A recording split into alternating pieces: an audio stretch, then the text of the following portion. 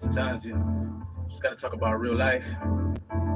Yeah, how could I end up here from sleeping underneath a bridge? I went from watching what I eat to nothing in the fridge. Starving for this truth until I saw my ribs. I started to see the real you until I'm seeing fibs. And I came from above, and you came from the pits. And I came with this love, and you came with the shits. And we came with these drugs, that's why they call them hit. Told my Lord to keep pouring these blessings till it's all of it.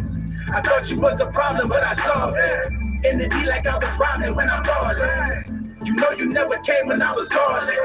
So I know you do the same when I was falling. These bitches never change, they keep evolving. You can have them hoes, I don't get involved with them. My nigga, you can win or take a loss with them. You can talk your shit, but you can't get up on that cross with them.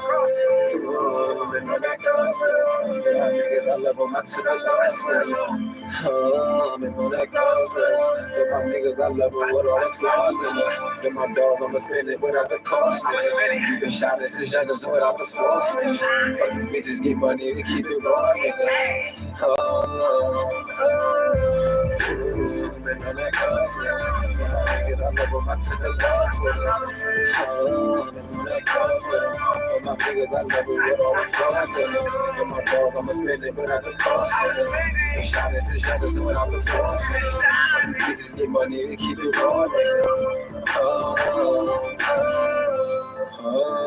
My dogs, nigga. We gon' walk up and cash out anymore, nigga.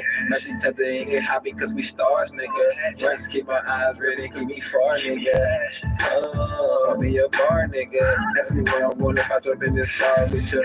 I'ma set the move backwards in control, nigga. Every time you see my number, she so quick to pick up. Yeah, that's my baby, my baby. Yeah, I've been gone for so many, know she missing me lately. They can't believe in my dream, but I tell her be patient. She look like this since man, know that bitch patient. Easy girl, picture of my view, this on her update. Now she believing in the truth and said you been eating lately. Now she believing in the truth and told me, baby, you made it. I love them, I took a loss with them. On that cross with them. And my niggas, I love them with all the flaws in them. And my dog, I'ma spend it without the cost. You been shot since young as without the force. Fuck these bitches, get money to keep it raw, nigga.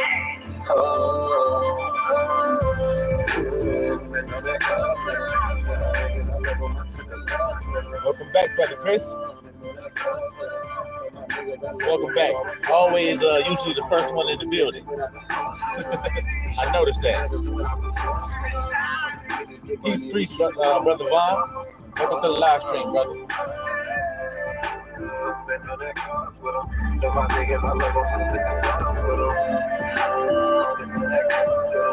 My niggas, I love them with all the flaws in them. To my dog, I'ma spend it without the cost, nigga. Been shot since young as without the flaws, nigga. Fuck these bitches, get money to keep it raw, nigga.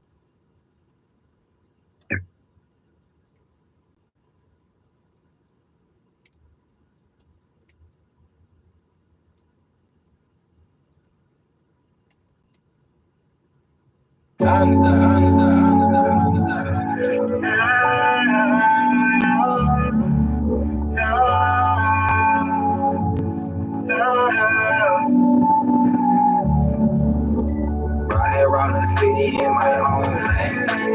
Riding in my foreign going propane. It's not social cause I got my own lane. Don't need no groupies cause I built my own lane. Dipped in all this white, it look like cocaine. Sipping plus I'm high, ain't feeling no pain. Gripping on the thigh, she grip my gold chain. Trying to indict, ain't giving no names. Can't you see the clarity is so plain? I understand you scared of me, it's okay. I have to strap them on and go my way. I'ma rap until I'm done, stay in my own lane. Captain of my zone cause I was chosen.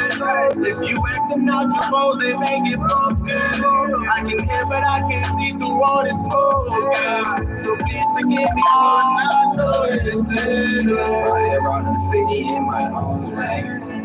Riding in my foreign bro. Thanks to you, Sister Adele. Thank you for stopping by. I got my own. Brother Cut in the building. Ain't no groupies cause I've been my own lane. We'll be getting started shortly, little flock of ladies. Riding in my foreign bro. Anti-social cause I got my own. Don't need no groupies cause I've been my own. My boy hit me, said he got some cocaine. I told him, you know me, I'm in my own lane. Yo, talk to Kevin, what I fuck with is a different taste. I never go in the club and be stars all around this place. I know my gang, cause we came from a long way. So I've been through this struggle all alone. I'm stacking paper for my people's sakes. Rushing my success to leave me in a race. I fell in love with the money we on dinner dates. I said the sky when I get high, you'll be at and I'm so fine when I pass by your presence, get erased. That bitch so fine and she drink while the baby don't pay. Sorry, all the city in my mind. My body be heavy as no cocaine. When I bum, my feet in the champagne. And I push with the league on our own game.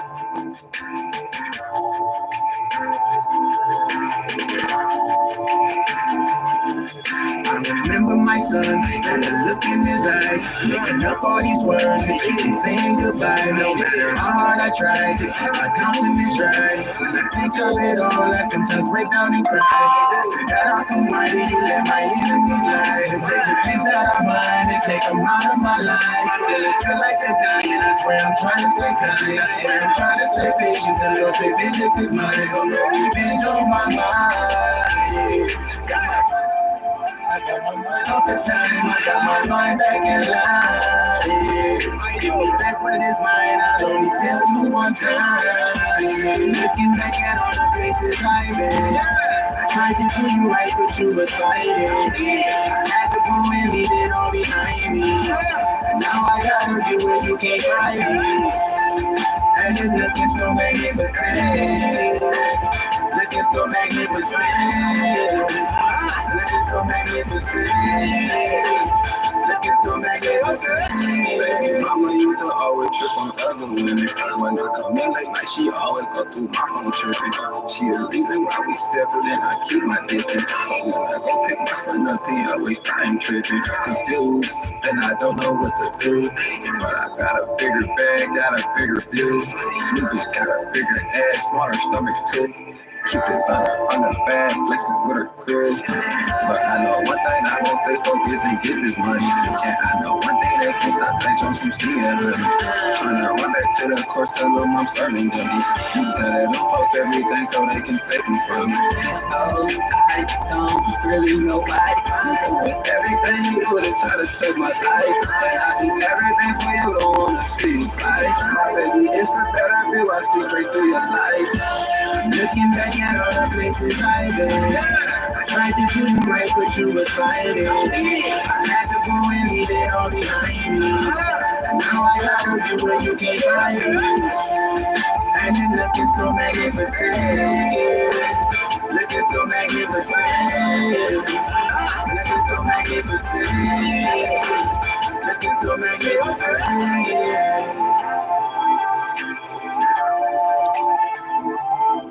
flockulators. I'm gonna go ahead and get started. Little flock. So, this is the third part of the message that started, I think, 2 lives ago.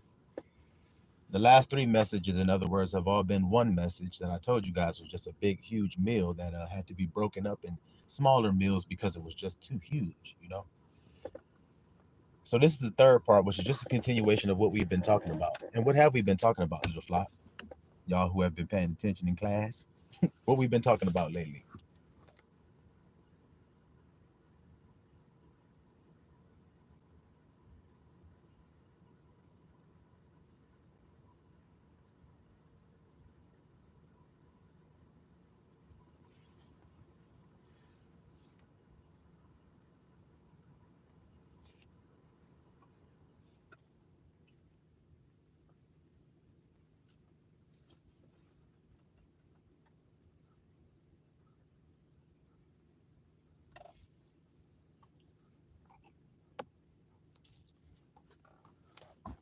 Drunkenness, pride, that's right. Staggering, that's the main thing. So we've been talking about what drunkenness is, what staggering is in the eyes of the Most High, so that we can actually do the things that truly please the Father. Because men have gone a long time thinking that they've been pleasing the Father, and y'all know that, little flock. A lot of people think that they've been doing things that please the Father, but all they do outwardly. And if you do something outwardly, then you're doing something to please men. Men just can't accept that. They think if another man gives you an attaboy, then that means God does. Well, surprise, surprise, man and God don't judge the same way. So if a man gives you an attaboy, does that mean God will too? Does that mean that? It could, but it may not always mean that. So if it don't always mean that, then that means that there's something we need to stay away from then, ain't it? We need the thing that's going to always please the Father. And what always pleases the Father when it comes to doing things for him? It's going into the secret place. And when you go into the secret place, you shut the door. And the Father who sees in secret what you have done will reward you openly. Now hold on, guys. Let's get wise today. If there is a reward to be had for doing this thing that I keep telling everybody that they're not doing, but if there's a reward to be had for doing it, then don't you think if men were wise, they'd simply do it? Now, the thing that needs to be done, what did I say it was in order to get this reward that comes openly?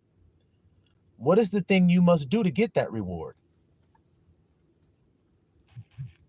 That's right, Brother Vaughn. The yellow. That's right.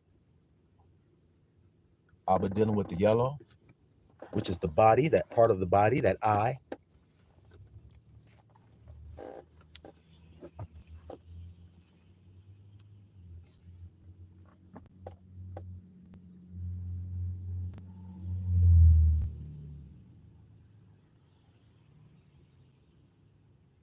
Believing it is so. Pray, believing as it is. Y'all see that, brothers? Y'all see how y'all are, brothers? Believing it's so. Where do you do the believing at? That's right, Brother Cut. I peeped that too. I saw it. Y'all was like, swing, swing. I saw it. That's why I love my family. I don't hesitate to say it. I say it all the time. I love my siblings. I love my true family. And the beautiful thing about our family is it's everlasting. It will never end. It will never end. I will never leave you nor forsake you. You hear that? That's a true family member there. So where do you do this believing at? Do you do this believing by putting on certain clothing or speaking a certain way or eating a certain way or anything outwardly? Is that how you do this believing?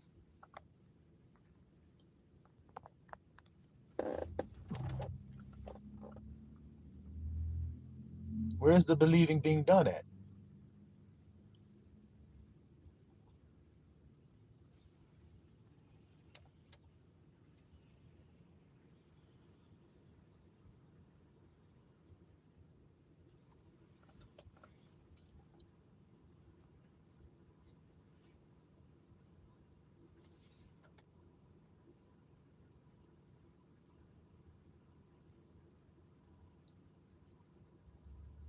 in the body, inwardly, spiritually.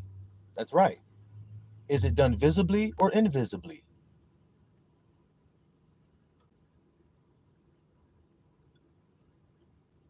And when you see where it's done and how it's done, then you'll understand why men have a problem believing that they'll be rewarded for doing that. Come on, little flock, let's really dig our hands in to this meal. And there's no need to eat it like you're gluttonous or that you have never eaten before. Take your time and taste it and work it on your palate and see all the flavors that's in it and really enjoy it and savor it and then swallow it. Think about what the grandson is telling you today. What you do that pleases God is not even visible. It's not visible. So then when somebody tells you something visible and they're telling it to you to tell you that you're not pleasing to God or that you are pleasing to God, is that true? Is there a reward in that? Well, you guys really should have listened to Yahusha, because if you did, then you would have heard him say, verily, verily, they have their reward. Now, when he said they have their reward, what was their reward that they got? They have their reward. What was their reward?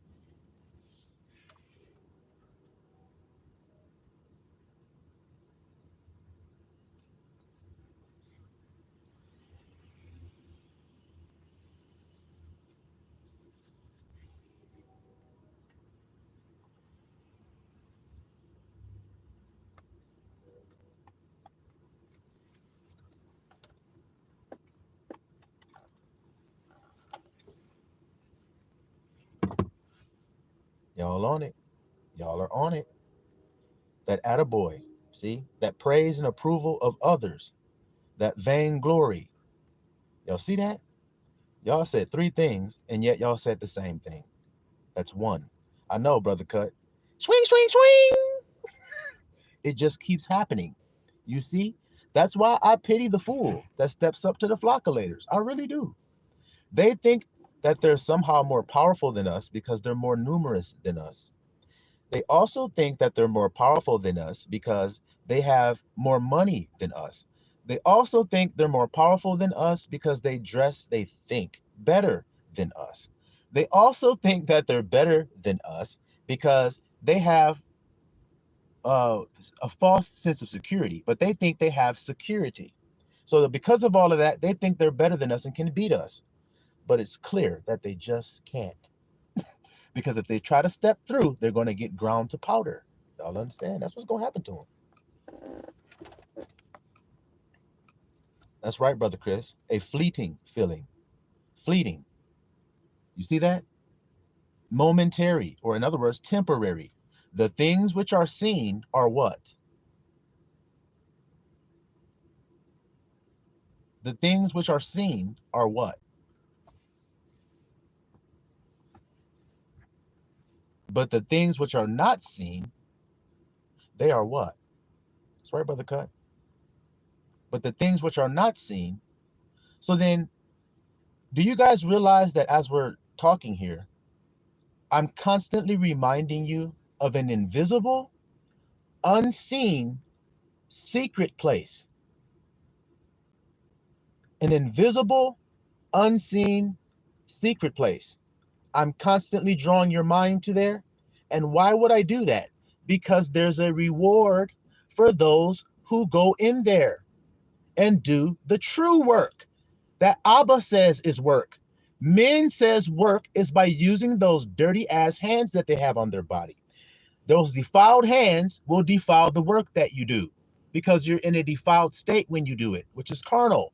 The carnal is death. So death means that it will fade away. So he said, stack not up treasures, stack not up riches where moth and rust decay. You saw he said decay? That means fleeting. It's here today, gone tomorrow, and cast into the oven, like the grass of the field. That's a man's life in this world. It's a vapor, which means it's fleeting. So then why be so serious about it, everybody? Why be so Why take it so personal, everybody, when it's such a fleeting thing?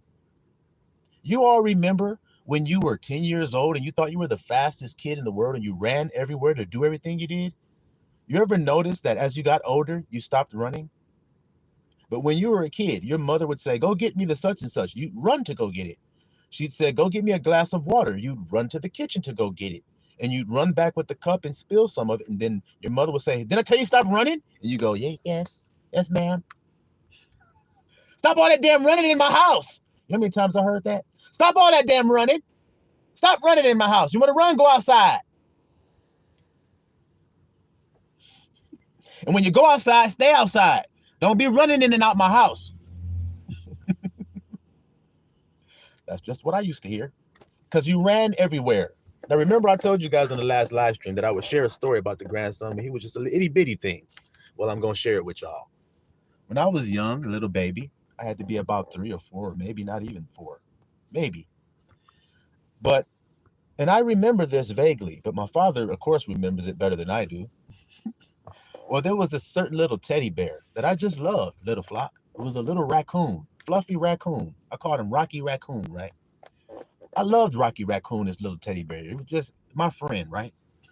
And I used to wrestle with him and play with him and beat him up and throw him up in the air and hug him and drag him around and do all kind of stuff like kids do with teddy bears that they love, right?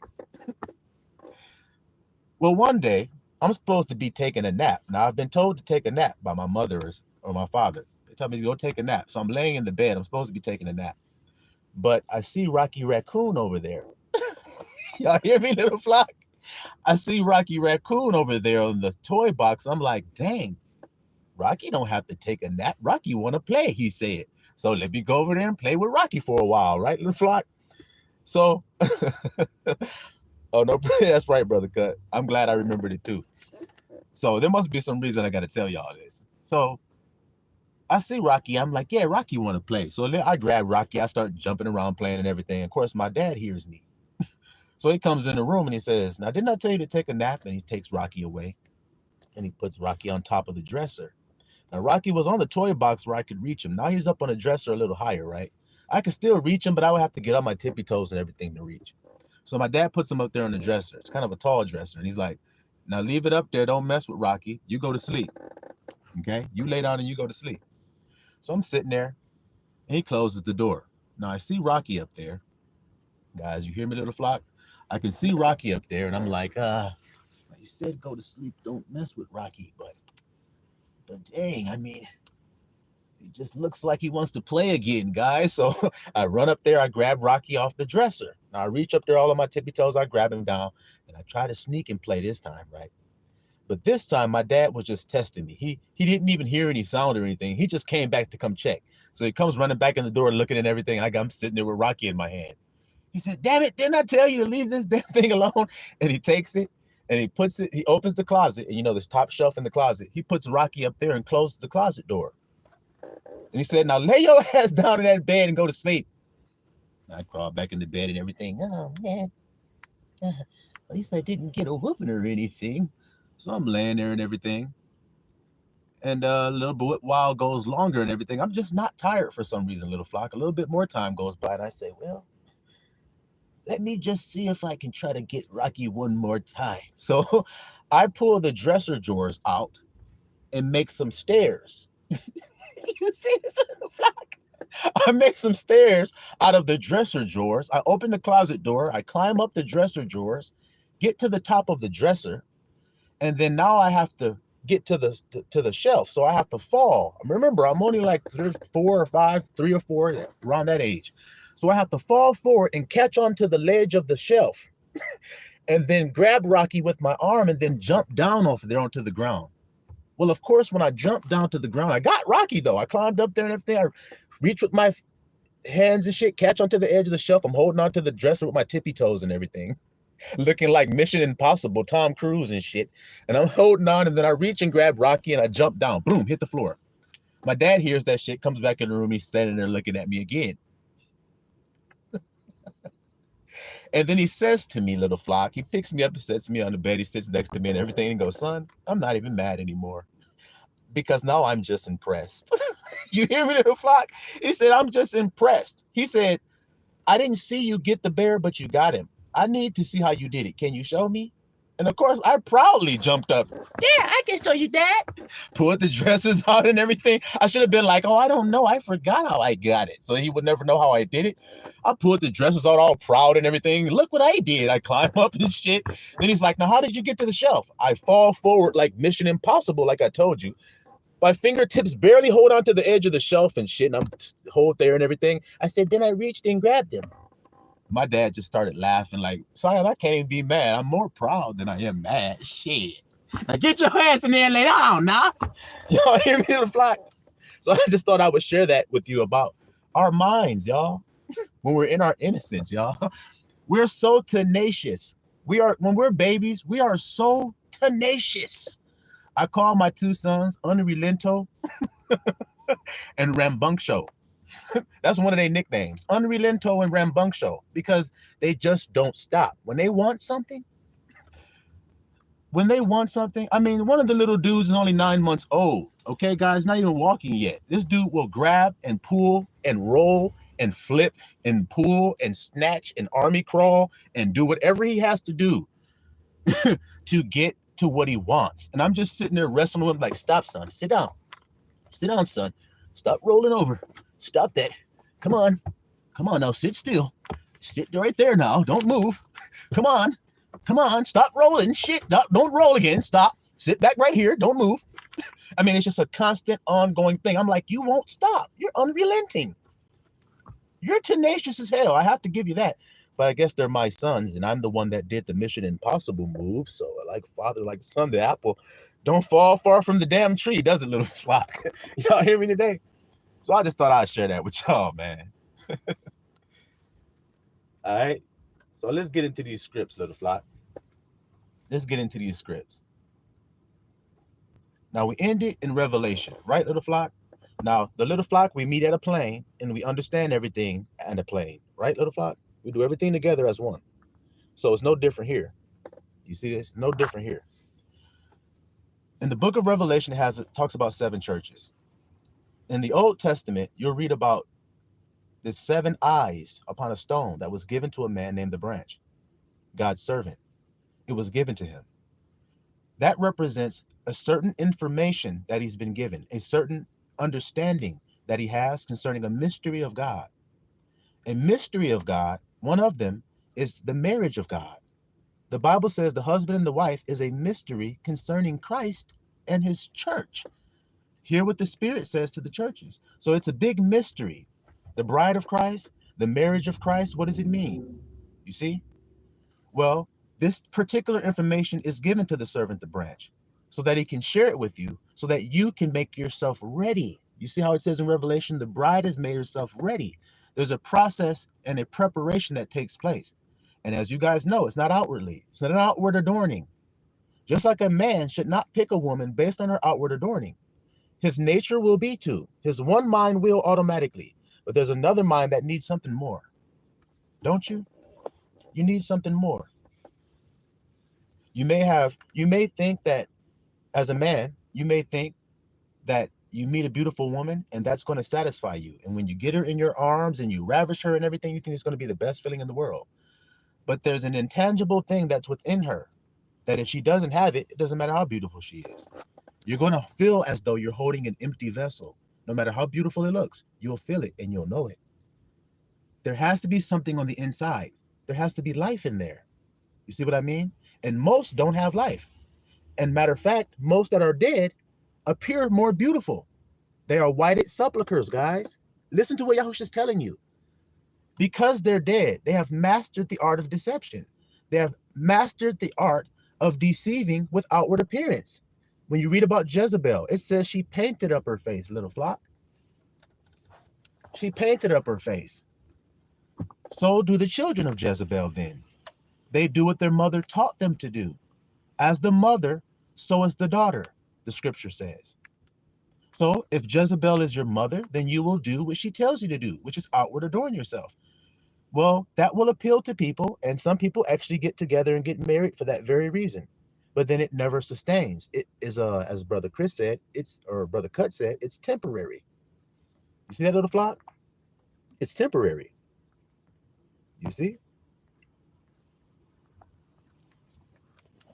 So when it comes to this certain information about the marriage of Christ and his church, Christ is right thought. Y'all understand that, little flock?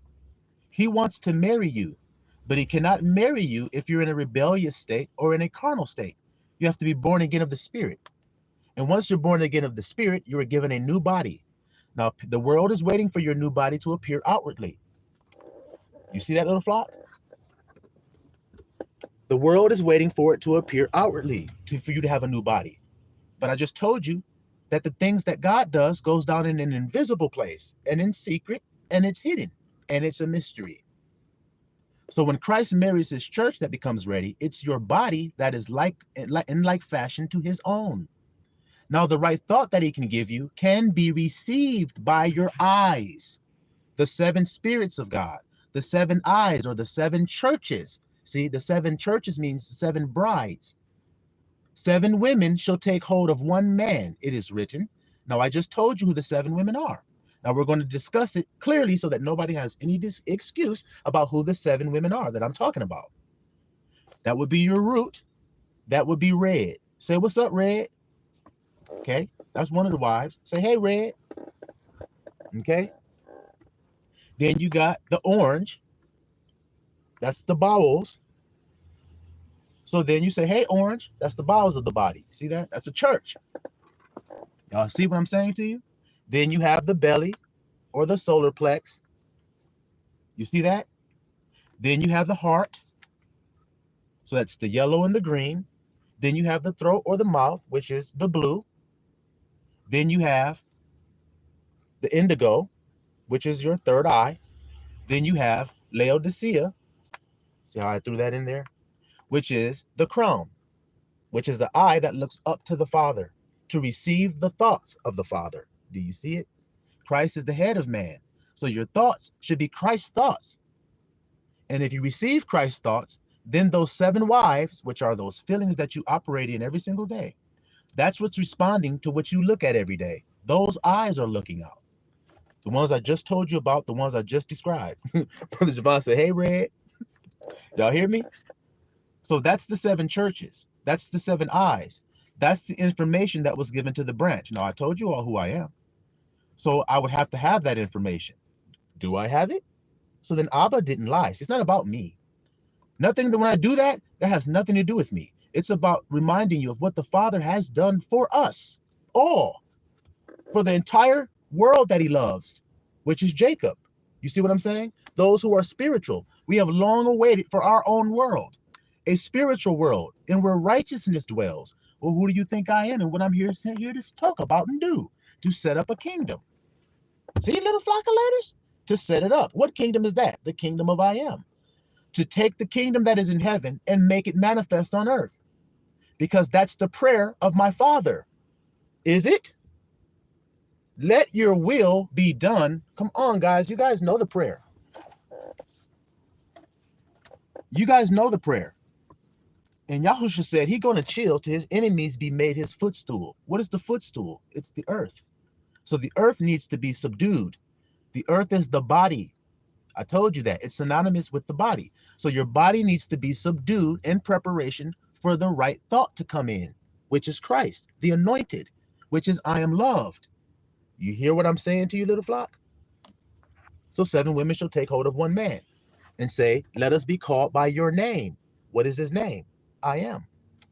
Do y'all hear what I'm saying, little flock of laters? All right. So now we're going to jump to the book of James. The book of James, chapter 1. All right. The book of James, chapter 1, little flock. But we all on the same plane, right? Confirm that with me. Put a 1 in the chat if y'all understand. About the 7 churches. Hear what the Spirit is saying. Well, when the Spirit was saying it, who was talking, guys?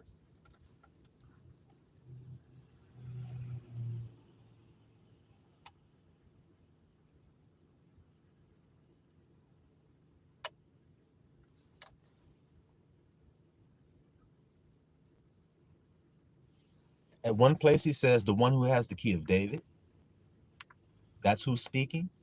The Alpha and the Omega, that's who's speaking. So when the Spirit is speaking to the churches, it's the husband. Correct, little flock? Let's take a side note real quick before we read James, and let's read something.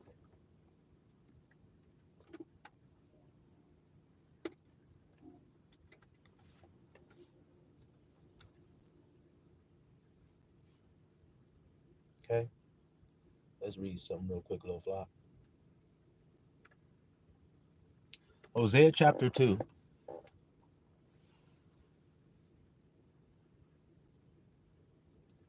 Hosea chapter 2.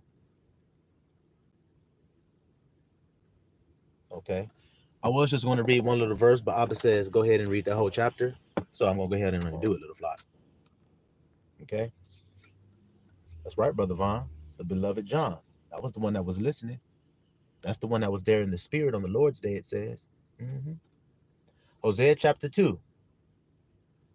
Verse 1. Say ye unto your brethren, Ami, and to your sisters, Ruhamah, plead with your mother, plead, for she is not my wife.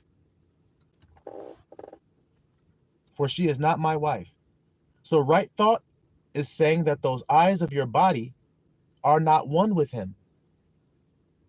They're not vibrating on the frequency of a person that's loved does. Do y'all understand these words that I'm saying to you? They don't exist in a state of being that matches a person who is loved. So then, therefore, she's not my wife. She's looking for love. And if she's looking for love, then how in the hell is she my wife? Okay, little flock? Okay? Plead with your mother, plead, for she is not my wife, neither am I her husband. Let her therefore put away her whoredoms out of her sight, and her adulteries from between her breasts. So what is he saying, little flock? What is the husband saying to the wife? Now that you guys know who the wife is, they're the eyes of your body. So what is God saying?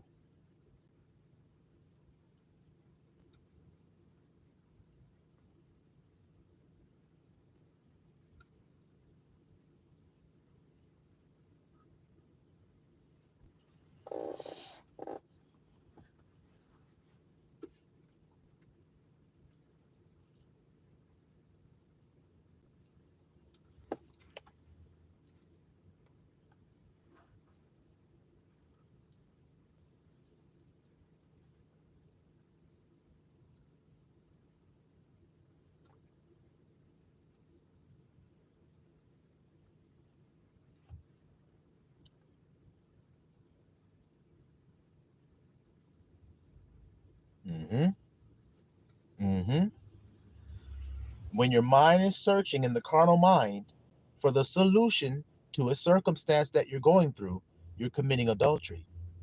When you start to rationale, you're committing adultery. That's another husband. Rationale is another husband. That's not the husband of, that's not faith. Rationale is not faith.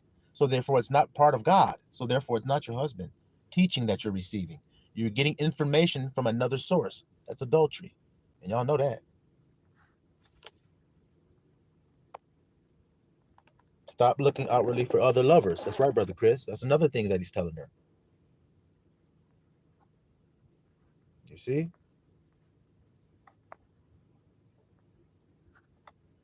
Brother Cut says your wisdom is of your own, not ours. That's right. You're searching your own mind. You're leaning to your own understanding. That's cheating. You see it? Okay? So he says,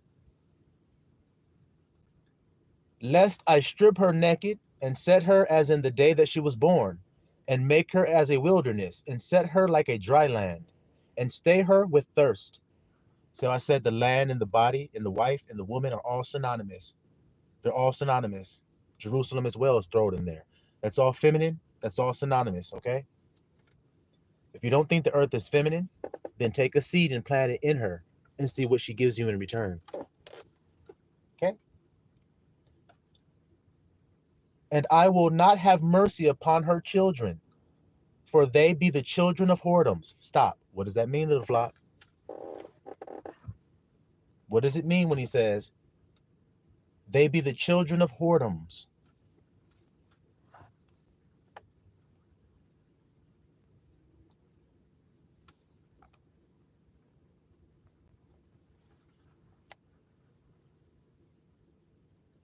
That's right, Brother Chris. Other ideas other than I am loved.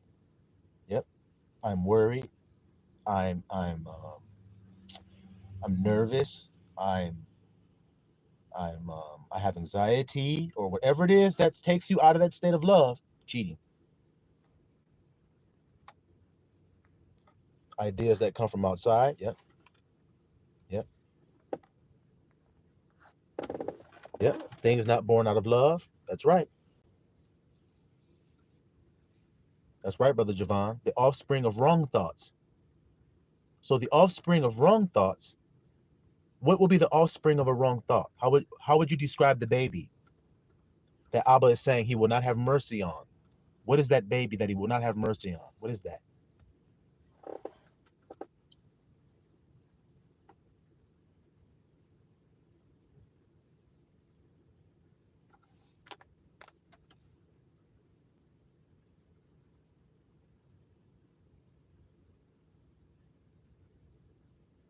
Okay.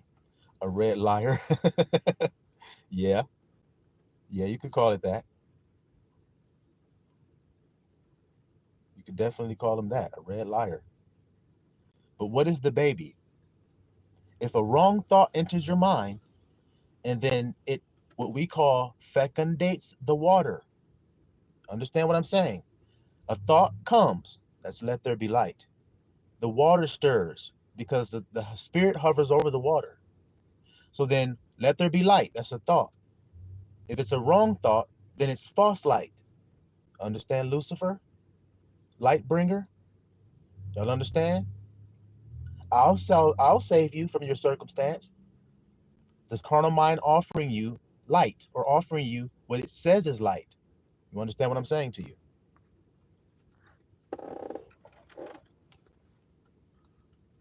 Okay.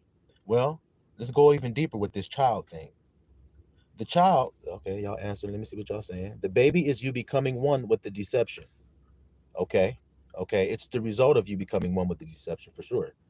So let's say you go and do something to be loved, and then say, because I have done that, I am now loved, equals offspring or the fake state of being. There we go. There we go. That's what I want. That's what I want right there. That state of being that comes with the wrong thought. In other words, you think a wrong thought, then your feelings respond to it, and it becomes one with it. And you feel like you are that thing you thought. Understand what I'm saying? And once you feel like you are, then you're going to have an experience. And when you have the experience that matches what you feel that you are, that's the child. And now you're in a terrible experience because of what you have thought and felt, and God will not have mercy on you because of that. Because you chose it. You were faithless and you believed a wrong thought, because the right thought is always available to you because he loves you. That's why he said, choose this day who you will serve, life or death. When he says life or death, what is he saying, little flock?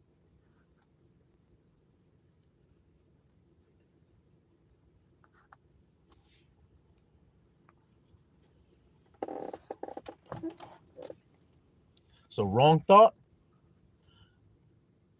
fecundates the waters. You guys know what waters is. Fecundates means to fertilize, little flock, for those who may not know. I know it's a strange ass word I'm saying, fecundate. It means to fertilize. You understand? So when you think a thought, you automatically, little flock, listen good. When you think a thought, you automatically are fecundating your waters, which means you're fertilizing them. You're preparing them to receive the seed, which is the thought. You're preparing the water to receive it. And once they receive it, there ain't no going back. There ain't no going back unless you repent and Abba give you grace. You see what I'm saying to you? That's why he said, what did he say here? Put that stuff away, lest I strip her naked. See what I'm saying to you, little flock? Lest I. So repent of the wrong thought. Now, how do you repent of the wrong thought, little flock? This is real teaching right here. This is real repentance right here. This is real turning from sin and turning to life. This is really how it happens. How do you repent from the wrong thought? You no longer accept that thought anymore within. And now you return. See, you return to your husband's thought. That's all you do. You don't return and rip your eyes out and take your clothes and rip them off and put ashes all on your head and everything. That's outward. That shows people how you feel. You want to show Abba how you feel. And how you show him how you feel is by returning to him and receiving his word. Okay, I got scared. Let me return to my husband. I only got scared because a wrong thought tried to have sex with me. You understand these words? Try to fecundate my waters and fertilize. So no, I'm going to turn back to my husband because this is what God's talking about here. He's not talking about a woman, is he? He's not talking about a physical woman. God is a spirit. He's talking about his wife, which is a spiritual bride that should match him. Or in other words, a spiritual people that should reflect the Father. You understand? That's a match. That's two that have become one. So now the earth is reflecting heaven. You understand that? Okay. Okay. You never go back once you go black. Brother Cut, you funny, man. But that is the truth. That is the truth. If your eye be darkness, then your whole body will be. So now, if you had a thought and that thought caused you to feel ashamed, does that mean that you got black? Yes. Do you see why God's people, the world, changed their name and called them black people? Yes. It's so obvious. It's so obvious. Everybody else nation got a name associated with the land they come from. Or in other words, they have a name associated with their mother. So you got like Germany and you got Germans. You got China and you got Chinese. You got Japan, you got Japanese. You got Ireland, you got Irish. You got Scotland, you got Scottish. So on and so forth, guys. You understand what I'm saying? But then when you get to these people called black, all of a sudden everybody starts scratching their head there.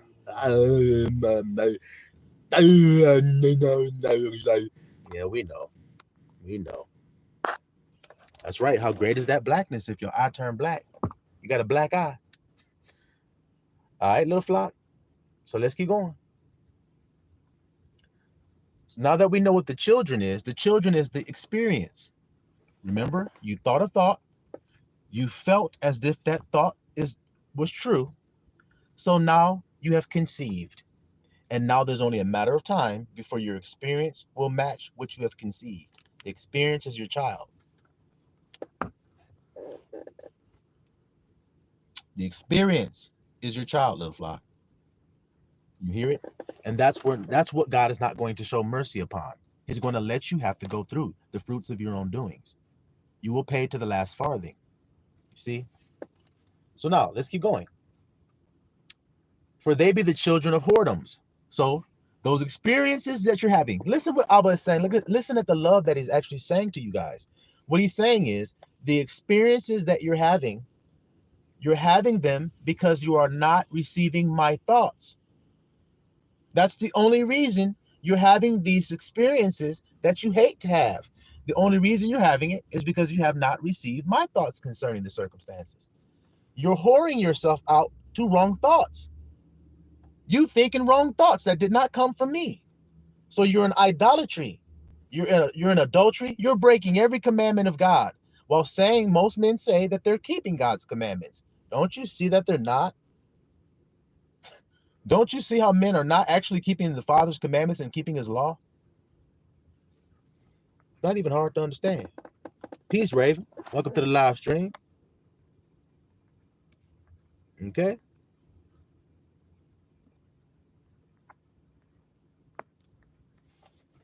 That's right, Brother Chris. It's a deep point that you're making. Try to create something that only he can create. Therefore, he won't have mercy because you became his enemy. That's right. I will be like God. I'll be like the Most High. Pride. You see it? Pride. And pride deceives. So we all know how that goes down. For their mother have played the harlot. See? So who's their mother? We've been breaking it down, but I want to make sure we're all here at the plane. So who is the mother that played the harlot here?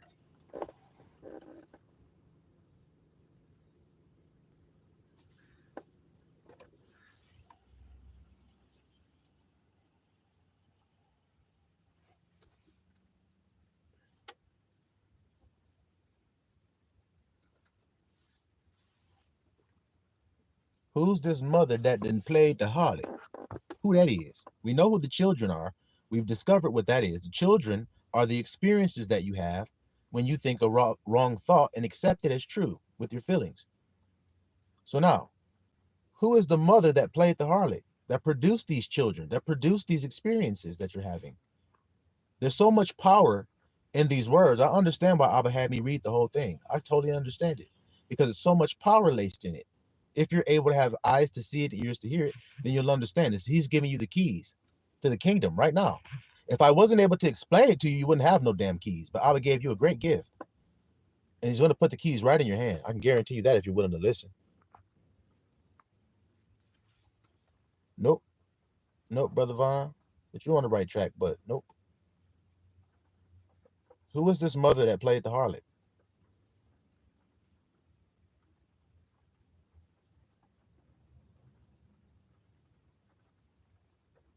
That's right, Brother Chris. That's right. That same part of your body that's desperately wicked. Didn't I tell you that this part of your body and this part of your body are married? There's a marriage. Now, out of this part of your body and this part, which one do you think is the male and which one is the female? The man is the head of the woman. This isn't hard. I told you the woman is synonymous with earth, synonymous with land, synonymous with Jerusalem. See a bride adorned. You see it? Okay, guys. It's synonymous with femininity in every aspect. Soil, everything. Now, what do we know about these things the grandson has just mentioned to you? Listen out the wisdom. Watch him tell you the power Abba has granted us. Watch. Those things I just mentioned to you, they're all dormant. I already described it to you in the beginning in Genesis. The spirit hovered over the face of the deep. So then you can say a farmer's shadow hovered over the face of his what? Come on, little flock, flocculate.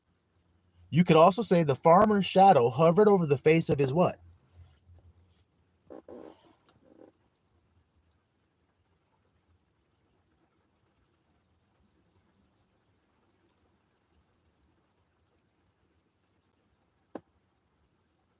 That's right, Brother Cut. Because he's about to do what? Cast his seed. That's what he's going to do. So before he casts his seed, that earth is dormant. So before the woman receives the seed of her husband, or in other words, receives the thought, then she's dormant. She doesn't feel anything. She doesn't know what to feel until she is told by her husband. What am I saying? She doesn't know she's beautiful or desirable. When she's a pure virgin, she doesn't know these things. She's covered up. She's hidden. See? She's pure. She has no idea. Her husband is going to show her just how attractive she is. If she doesn't know how attractive she is, once they enter into that chamber, she'll find out what parts of her body look good because he's going to be all over them. Girl, shit, pull that veil off. Damn, girl, you beautiful as hell. And when he acts like that, how do you think she's going to feel? I am. See, she didn't know she was till he told her and unveiled her. Damn, girl, goodness gracious, you sure prepared yourself for me. You understand what I'm saying, little flock? You understand what I mean? Okay. So now we understand that this mother are your feelings. Your feelings then we can deduce. Thus, hold on, guys. We can then deduce, according to what we have broken down here, we can then deduce that what, little flock? That your feelings produce your experiences. Now, if you want good experiences, what kind of feelings do you think you should feel?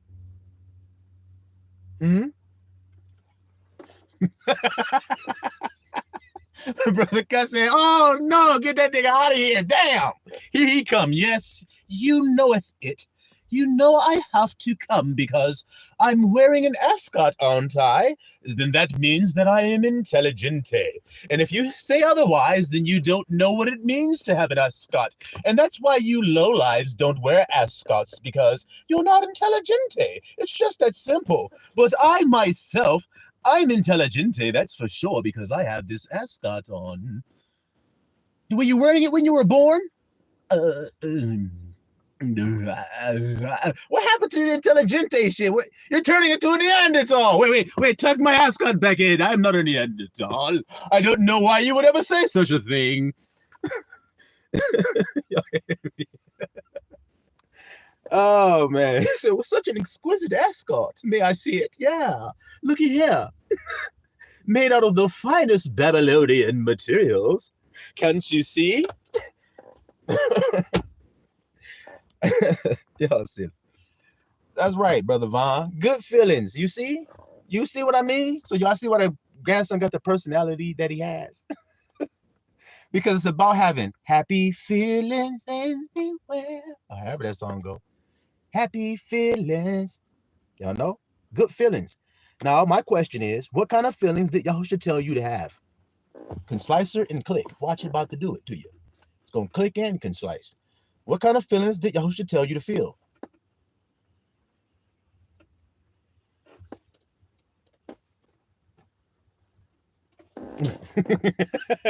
Brother Chris said that ascot came from the Himalayas. Yes, what you guys don't know about this particular ascot here is that when Elijah, it says there in the Bible, that Elijah had ascended up into heaven in a fiery chariot, blazing with the fire of God himself. And when the chariot snatched him up, and it says he went off into the sky, did not say that he dropped his mantle from off of him? It did say, didn't it? This is that mantle right here, little flock. And if you send in a prayer request, I'll send you this mantle. If you send $10,000 in of a love offering, then I'll send this in the mail straight to you. I'll also send a vial of olive oil straight from the mountain of olives where Christ's feet himself was standing. And then I'll take you to the Himalayas as well and get you an ascot as well. If Elisha, maybe he dropped his and you can, okay, guys, okay, you guys get it. You guys get it. Brother Gus said, all right, man, all right. Oh, man. So good cheer, man. Good feelings. That's what he said to feel. Y'all hear me, little flock? He said feel good. So now, if you feel good, what's gonna happen to your children? In other words, what kind of experiences are you gonna have?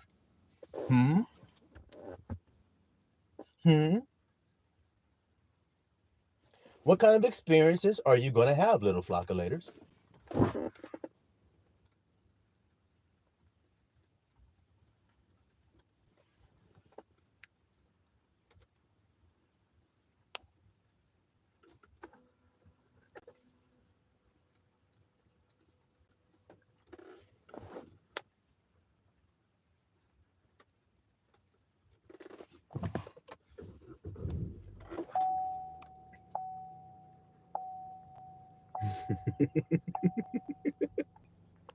Y'all silly, man.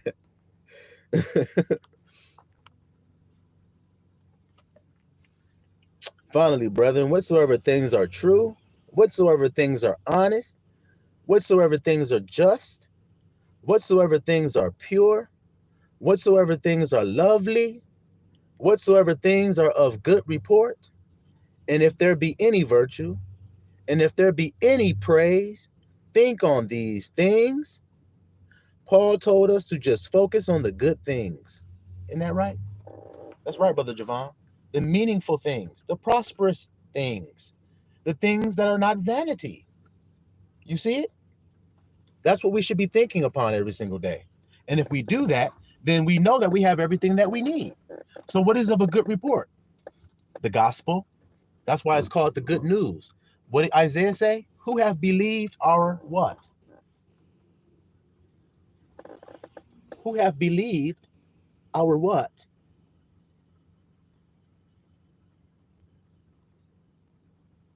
So guys, this is how it works in the military. Okay. You're at war. Now you got some certain kind of guys that you're going to send in to spy out the area first before you go in there and attack, right? You're going to send some guys in there to spy it out first, to do some reconnaissance, right? A recon unit. That's right, Brother Chris. Who has believed our report? Now, I'm going to break down that word report right here with the military. You send in a reconnaissance unit. They go in there, they do some recon, they see what's going on. Now, when they come back, what are they going to come back with to their higher ups? What are they going to come back with?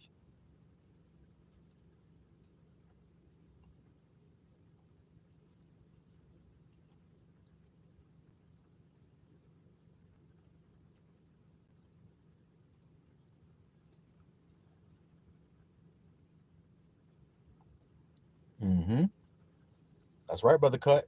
They're going to come back with a report.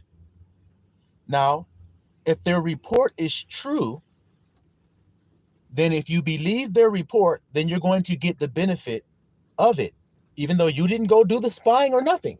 If you believe the report is true, then you'll get the benefits of that information. But if you think the report isn't true, then you won't do it and you won't get any benefit from it, will you?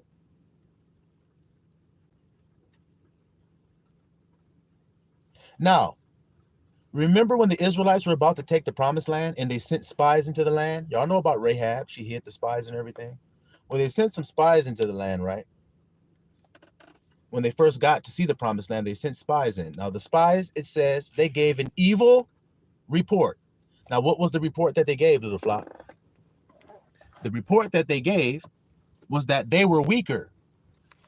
We can't defeat them. We can't beat them. They are stronger than us. We spied out the place, and those guys are way more powerful than we are. So they brought an evil report. See how that's going, little flock? So that wasn't a thing of good report, was it? So they shouldn't have been thinking about what them Israelites said in that bad report. Should they have? No, but many Israelites believed that evil report, and they lost faith, and they entered not in for their unbelief. Isn't this true, what I'm saying to you? So then, there is a good report, but who believes it? That's my point I'm trying to tell you guys. There are some people who have witnessed the power of God operate. And so they go back to their brothers that are in arms with them, the military of the living I am, and they go to them and say, my brothers, don't worry anymore. Don't worry, don't stress anymore, because now we have a weapon that cannot be fought against. That's a hell of a report, isn't it? That's a good ass report, but how many believe it? How many still return back to beggarly things, begging God, God, if you could just find it in your heart, find it in his heart. If he could just. You don't know the Father, not one little bit, do you? You see that there, little flock? That's right, Brother Chris. They said they're too strong. We can't beat them. But was that true? No. So then it was an evil report. It was an untrue report. What the grandson is telling you guys today is a true report. Do you believe it? What is it that's the good report that I'm asking you, do you believe? I'm asking you, do you believe that the way you feel produces your experiences? Because if you do believe that, then you will simply, very simply, change how you feel. And then you will start with hope, waiting for the good children to come, like Abraham did. You will wait for your child to come. Your child is the experience that matches the thought that you've said. So if I'm hungry, my wrong thought, cheating ass, adultery ass niggas out there are going to come to me and start telling me what I need to do. Maybe you need to sell your body, girl, to get you some money to eat. Maybe you need to go give him some head to get you $50 so you can eat today. Maybe you need to, maybe you need to, maybe you need to, maybe you need to. That record is scratching like a motherfucker, and I want to turn that bitch the fuck off. What about y'all? What you need to, what you need to, what you need to, just lift that thing off the fucking vinyl and just pull the vinyl off and put that shit in the trash. Break it over your knee and throw that shit in the trash. What you need to do. Them cheating ass niggas gonna try to convince you of that when you hungry. But then your husband gonna say, I am filled. Do you believe that? Because if you do, your feelings will change and then you'll have it. But unless your feelings change, you won't have shit. Let him not think he will receive anything of I am. Right? Yeah. Yeah. That's right, Brother Cut. Now my question is, did the children of Israel, were they feeling miserable many times? Do we read that? That they were feeling miserable many times? Oh, woe is us. We should have just returned to Egypt. Oh God, your brothers are here to die. And the list goes on and on and on and on and on and on and on and on. So do you notice that their experience was extended in the wilderness because they said it was, not because God wanted it to be, but because they said it. Oh, we don't have anything to eat. So then your environment will exist in that way. It will show you that you don't have anything to eat. You will be desolate in the wilderness. So keep on saying about how you're starving, and then you'll keep being in an environment that shows you you're starving. But you'll be in a land full of milk and honey if you say you are, if you think it and feel it, because I've already said I've promised it to you. That's the thought. I've promised it to you. So then what's the feeling that goes along with that promise? Thank you, Father. Good gracious. I'm so happy that I have a land flowing with milk and honey. That's Joshua and Caleb, while everybody else is going, I don't see no land. So then if I don't see no land, then that nigga must be lying to me about a promise. I don't believe that shit not one bit. So then they enter not in for their unbelief. Thank you for confirming. Thank you for confirming. So my question is, do you guys believe what I've told you? That your feelings, the state of your feelings, will then produce a child in your life. The child is the experience that you really want. So if you want a good experience, you guys, haven't we been in the penthouse many a day? Haven't we been? Now, my question to each and every one of you, what is to stop that from manifesting in our lives? What will stop it? Nothing. Nothing can, because we're by faith doing it. That is all God ever wanted us to do for each other and with each other, was to live like that. Brother, man, shit, ain't this nice? Ain't this wonderful to be in a land flowing with milk and honey? I mean, there's no taxes. There's nobody coming, flashing lights behind me about where I'm going and do I have the proper credentials or do I have an identification and do I have this insurance? And there's nobody asking me that. There's nobody there that can ask me, because we're living in this beautiful land, aren't we, brothers? That we simply go to the tree. We walk up to it. The fruit is there on the twig. We pull it off. We eat it. And as we're eating it, we look and we see another fruit instantly come in its place. And you're telling me that this isn't a wonderful land that we're in? One time I took a fruit off of the tree, guys, and 12 grew in its place. I'm like, whoa, wait a minute. When I go back to give these to my brothers, when I come back, I'm going to have triple the amount that I had when I came the first time. Instantly, I'll have it. Wow. I mean, guys, when you go to the stream of living water, you put your hand in it. It feels perfectly, what's the word that we want to say to really try to describe this as best we can? It's the perfect temperature to your hand. This is. And when you scoop it and when you pour it in your mouth, it's actually cool in your mouth. You're like, wait a minute here. It's warm in my hand, but when I pour it in my mouth, it's refreshing and cold. What the heck kind of stream is this? It's the best one if you ask me. It's just the best land if you ask me. That's all Abba ever wanted us to do as Israelites, is to believe we have a land. This is why the so-called Negroes don't have one, because they don't believe they do. They believe what they've been taught by men. You don't have shit. You don't even have a fucking name. Now pick that fucking cotton or I'll beat your ass. How can he think in the secret place anything different than what he's looking at? Well, God is showing you. It takes a strong man to not let his house be broken up. Isn't that what he called him? Not no weak ones. So just like nature will do, it will let all the weak ones die on off. But the strong will remain. The strong branches shall remain. And so here he is today, strong. You hear me today? You hear me today? That's right. That's right. So now, let's see what Abba got to say here, little flock. Okay. Now, before we let's take a side note from Hosea real quick. We can take a couple side notes. Abba just working this the way he wants to. Let's go to Malachi chapter 2 real quick, little flock. To describe what the grandson has told you. Like I said, I asked you guys, do you believe that what I'm telling you is true about your feelings and them producing your circumstances? And if you receive the right thought, then you will feel the right feelings and you will have the right children. Do you guys believe that's true? If you don't believe it, well, I'll confirm it even further. Malachi chapter 2. Okay.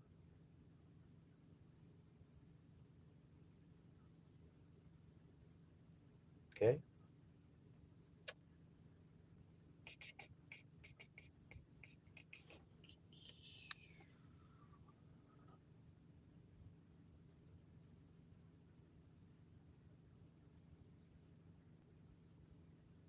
Okay. Malachi chapter 2, verse 10. Have we not all one Father? Have not one power created us? Why do we deal treacherously, every man against his brother, by profaning the covenant of our fathers? Judah have dealt treacherously, and an abomination is committed in Israel and in Jerusalem. For Judah have profaned the holiness of I Am, which he loved, and have married the daughter of a strange God. Stop. So somebody want to break that down? I will if you guys need my help. But somebody want to break down what we have just read there? Is this not the same thing the grandson has been saying this evening? Is this not confirming it again? Somebody break down this right here. Judah have dealt treacherously, and an abomination is committed in Israel and in Jerusalem. What that mean?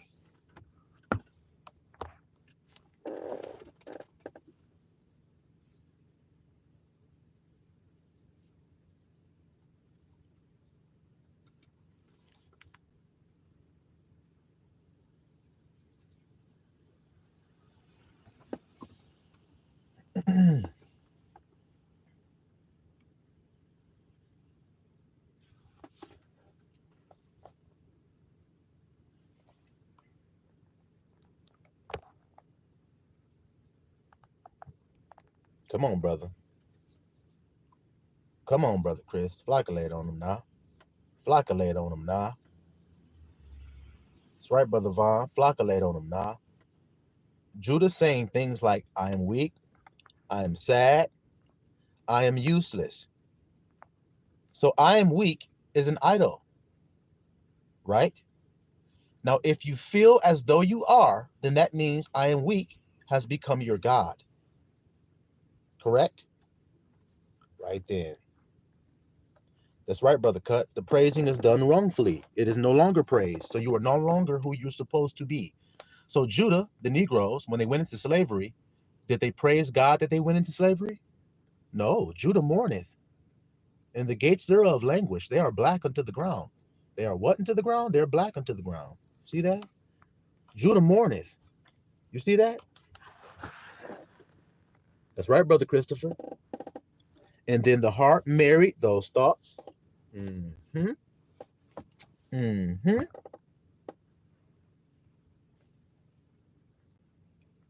So the heart and body is filthy. That's right, little flock. Y'all see that there? Y'all see how y'all breaking that down? For Judah hath profaned the holiness of I Am, which he loved.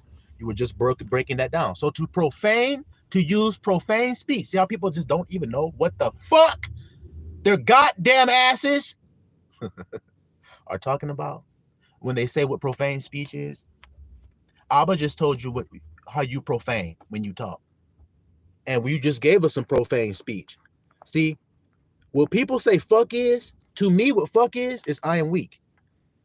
I feel like how the world feels when you say fuck. That's how I feel about I am weak. I feel the same repulsion.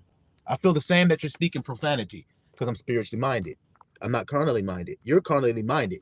You're not offended that I am weak. You're offended at nigga raising his voice or saying fuck. You see what I'm saying? So what is profane speech?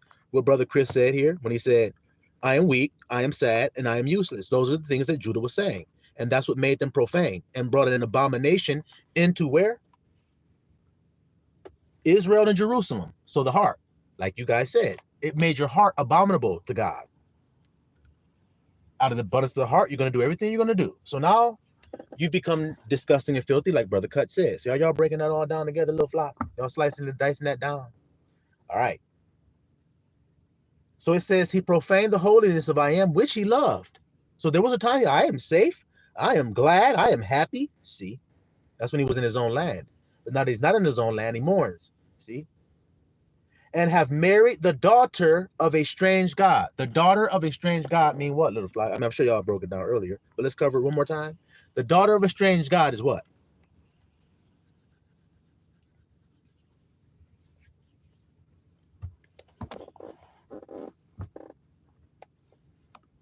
One of y'all might have said it in here. I think Brother Chris is just talking about it. When he said the heart has become profane. So the daughter of a strange god. The daughter would be the filling that is produced. See, that conceived and produced an offspring. That would be the daughter of a strange god, a strange power. I am weak is a strange ass power to be serving. See how God is? I am weak is strange to be serving that God. Look how he's just a real one. He like, that's strange to serve that, ain't it? Ain't it strange for a wife to love a husband that says I am weak? That says I'm useless? Isn't it strange to see that woman love him? Yes, baby, I love you. I love when you say you're useless. I love that about you. Really? I don't think so. I really don't think so.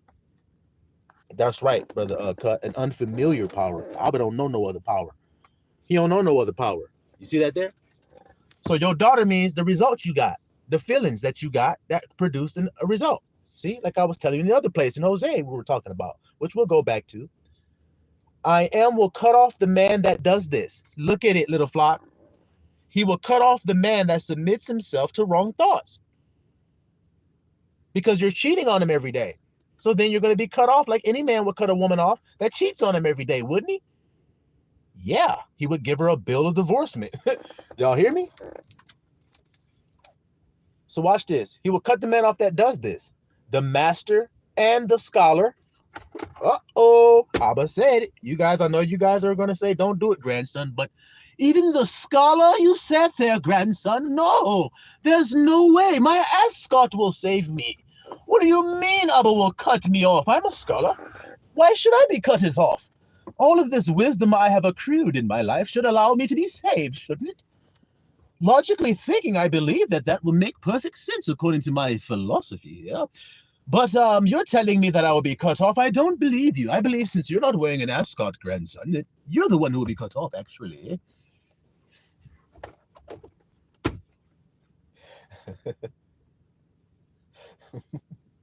Out of the tabernacles of Jacob, and him that offereth an offering unto I am of armies. This have you done again, covering the altar of I am with tears, with weeping, with crying out, insomuch that he regardeth not the offering anymore. See? Begging God. Oh, Lord, I'm starving. I don't have anything. I'm not loved. I'm useless, Father. Father, I can't do anything worth a damn because I don't even know why you wasted your time with me, because now I'm just gonna die out here in the wilderness. Oh God, would you want to hear that all day from your wife? Hell to the fuck no. Hell to the no. All right? You'd be like, damn, baby, you don't trust me not one damn bit. You think I brought you here to kill you? What kind of husband you think I am? That's how we be with God. See? He said he don't regard it no more, or receiveth it with good will at your hand. He don't receive that shit from you. Yet you say, why? Wherefore? Why not, Father? Because I have been witness between you and the wife of your youth, against whom you have dealt treacherously. Yet is she thy companion and the wife of thy covenant. So then what does that mean? That means you have dealt treacherously with your feelings by feeding them errors. You're serving other gods, feeding her wrong thoughts. Like, I'm useless. That's a thought. You fed her that thought. Now she's your loyal ass wife that loves you. So she's going to do it. She's going to receive it because she's your wife. Your loyal wife of your covenant. That's what Abba just said. You dealt treacherously. She still was loyal to your ass. She still did everything that you asked. She gave you everything you asked for. Even when it was disgusting and nasty, she still did it. She still offered it up to you on a platter. Y'all hear what I'm saying here today? Okay. All right. You say why? He said, because I saw what you did with your wife now. Did not he make one? Come on, little flock. Did not he make one? Yet had he the residue of the Spirit. And wherefore one? In other words, wherefore means why. And why one? So didn't he make them one? Male and female created he them and called their name Adam. And people just seem to not know that part of the Bible. So they don't know that in the beginning, male and female were one. That's why Yahushua said, there is no male or female in the kingdom because they're one new thing. When a male and female become one thing, they're no longer male or female. They're one new thing. Aren't they? All right then. So let's continue and let's see. He said, why one? Why did he make them one? Let's see why. That he might seek a godly seed. A godly seed. So the seed means the child. Godly means righteous or loving. God is love. Loving. A loving experience. That's why he made your thoughts and your feelings. And that's why he made them one. So that you can have a wonderful experience with them. And he gave it to you so that you can have a wonderful experience. But men don't know shit about the power. They deny the power thereof. So therefore, they cheat. They commit adultery. They treacherously treat their wife by saying horrible things. They treat their wife terrible. And then they have all these horrible experiences. And then they cry to God on his altar. And God says, I'm telling you what you're doing wrong, but you won't stop doing what you're doing wrong. You just keep on doing it, thinking that you're doing something right. All right, go ahead on, because I'm not going to regard or listen to your shit anymore. Go ahead and cry all fucking day. I ain't listening no more. Because you won't believe the report. The report is that when you receive a thought, your feelings are going to respond. And based upon how your feelings respond will determine the experiences that you have. Now, I'll give you guys an example of this. I've already given you many, but I don't want you guys thinking that, or forgetting. So that I'm going to make sure that you guys remember, because I'm going to give you another one. There was a time, little flock. Now, remember, I was married before. I told you guys this. I was married in the year 2010, all the way into the year 2017. Yes, that was 7 years. I was married. And in the midst of that marriage, I had children. I told you guys this. Now, when the divorce was coming about, my wife at the time was pregnant with our youngest son. Okay, little flock, she was pregnant with him. Now, she's departed and taken the children and left, and she's pregnant and she's dipped, right? So now it's just me. So now when I want to see my children, I have to call. I have to say, hey, can I see my kids today? I would like to see them. Hey, can I pick them up? Hey, can I see them on the weekend? Hey, I'd like to come see them. Hey, I'd like to have them over here because my parents are coming in town and they will want to see them. Can I see them? And of course, she's no. So it comes time for her to have this child, right? The youngest son, because she's been pregnant. She left when she was pregnant. Now it comes time for her to have the son. So now she says to me, when the baby comes, do you want to be there? You know, be in the room and everything? I said, of course. I've been there for every other one. One of our children we had at home. One of our daughters we had in our bedroom. Just me, her, and Allah. So, of course, I'm going to be there. It's my child. So she says, okay. She says, well, when it comes, I'll let you know. I said, all right. Well, she goes into labor. She has the child. Then she calls me. Then she texts me. She sends me pictures after she's had the baby. Remember, guys, this is all some type of attack going on. So now I'm like, okay, so you had the child. She's like, yeah, I had the baby this morning. She's like, do you want to come see him? I'm like, of course I do. course I do. So she's like, well, let me know when you're ready. I'm going to be here all day. You know, she's staying in the hospital and stuff. She said, let me know when you're ready and you can come see him. I said, all right. Now, remember, at this time, we're going through a divorce. So I have aught with her family. I don't really deal with them now. They're kind of like, she's told them all kind of smear campaigns about me, how terrible of a person I had been the whole time we were married, and how abusive I supposedly was, and how I have done this and did this and cheated here and did this wrong and did that wrong and wrong and then wrong and then wrong. It's all my fault. Y'all understand what I'm saying? So I'm at aught with their people, okay? Except their dad, okay? The last time I seen her dad, and I've always had a good relationship with her father, okay? So, but I haven't seen him because we've been estranged for the last months. So I haven't seen him or talked to him or anything. But like I said, the rest of her family, her mother, her siblings and everything, they all don't like me and everything. They're like, out of hell with that guy. Fuck him. Better not see him anymore. Well, they're all with her at the hospital when the baby was born. So now Abba has told me the report. Listen good, little flock. Abba has told me the report. Now, guys, I told you I was married from 2000 to 2017. What year did I go on the 40? For those who know. What year was it that I went on the 40-day fast? I was called by the Spirit, led of the Spirit out into the 40 days. What year was that?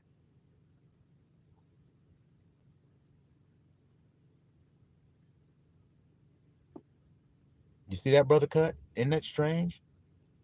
The same year I go through a divorce, lose my house, lose my job, lose my family, so-called lose, right? So-called lose. All these things that Abba takes me out to the 40. And it's evident what I'm doing today as to why he called me on the 40, isn't it? It's evident now. Well, I'm going through this transformation because I've been pulled out. It started in 16. We fell out in 16. We were separated. The divorce didn't go final until 17, see? So during that time, we were just like estranged, trying to reconcile where I was, trying to see my kids, stuff like that. But Abba had already severed it. Okay, guys? So now here I am at the house. Now, Abba had already revealed to me the report about your feelings going to produce this. See? So, okay. So now I'm sitting there in the house and I'm saying, now she said, let her know when I'm going to come see the child. Now, I stop and think to myself. I woke up that morning. Remember, she had the baby that morning. So I got the text about 8 o'clock in the morning. So now I sit there and I say, well, Abba, I want to see the child, but when is the right time to go? That's all I ask. When is the right time to go see this child? Because I don't want to have beef. Abba simply asked me, how would you like it to be? And I said, now watch, little flock. If you guys just think I'm just making some crap up, then I don't know what else to tell you guys. So I say, well, let me go for a walk. So I get my sister's little dog named Peanut, and I take Peanut for a walk. And I go walking, and I think about what Abba said. How would you like it to go?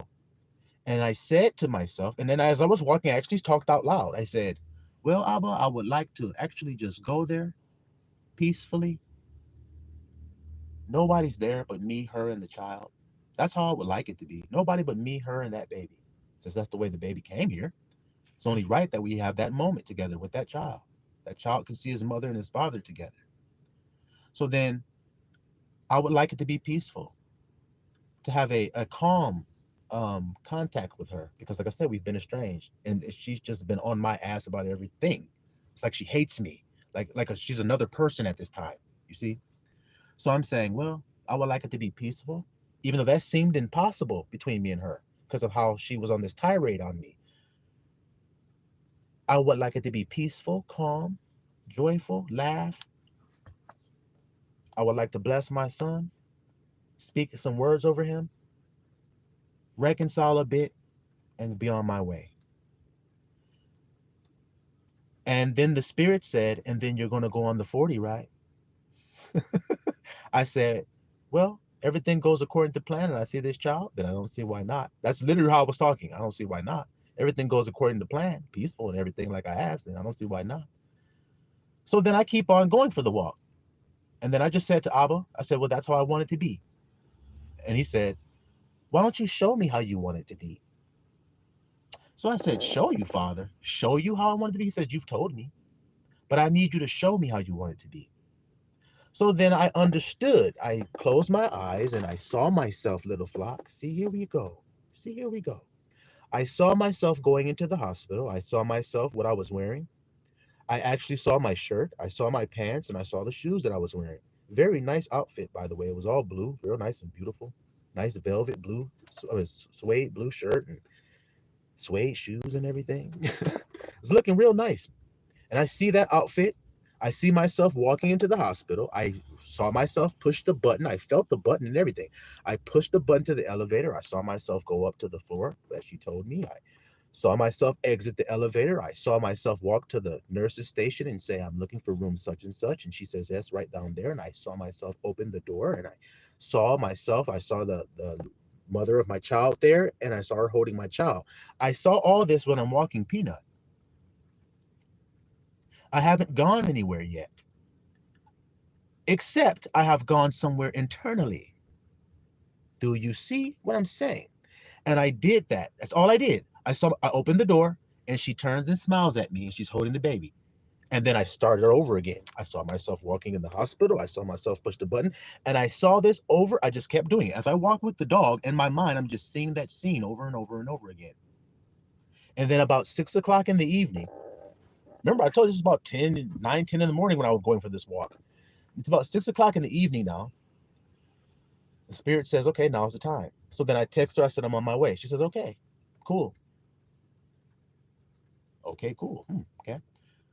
So I go to the hospital and I have on the blue clothes I told you about. I'm looking at them and I'm walking into the hospital saying, I did this earlier, guys. This is all I'm saying. I'm in my mind. No one knows I'm doing this because I'm doing it in secret. Isn't that how I started this message? I did it in secret. Nobody knew I did it. So I walk in, I go to the nurse station and say, this room, she says, right down there. I walk down there and I open the door. And what do you guys think that I saw when I opened the door? What do you guys think I saw when I opened the door?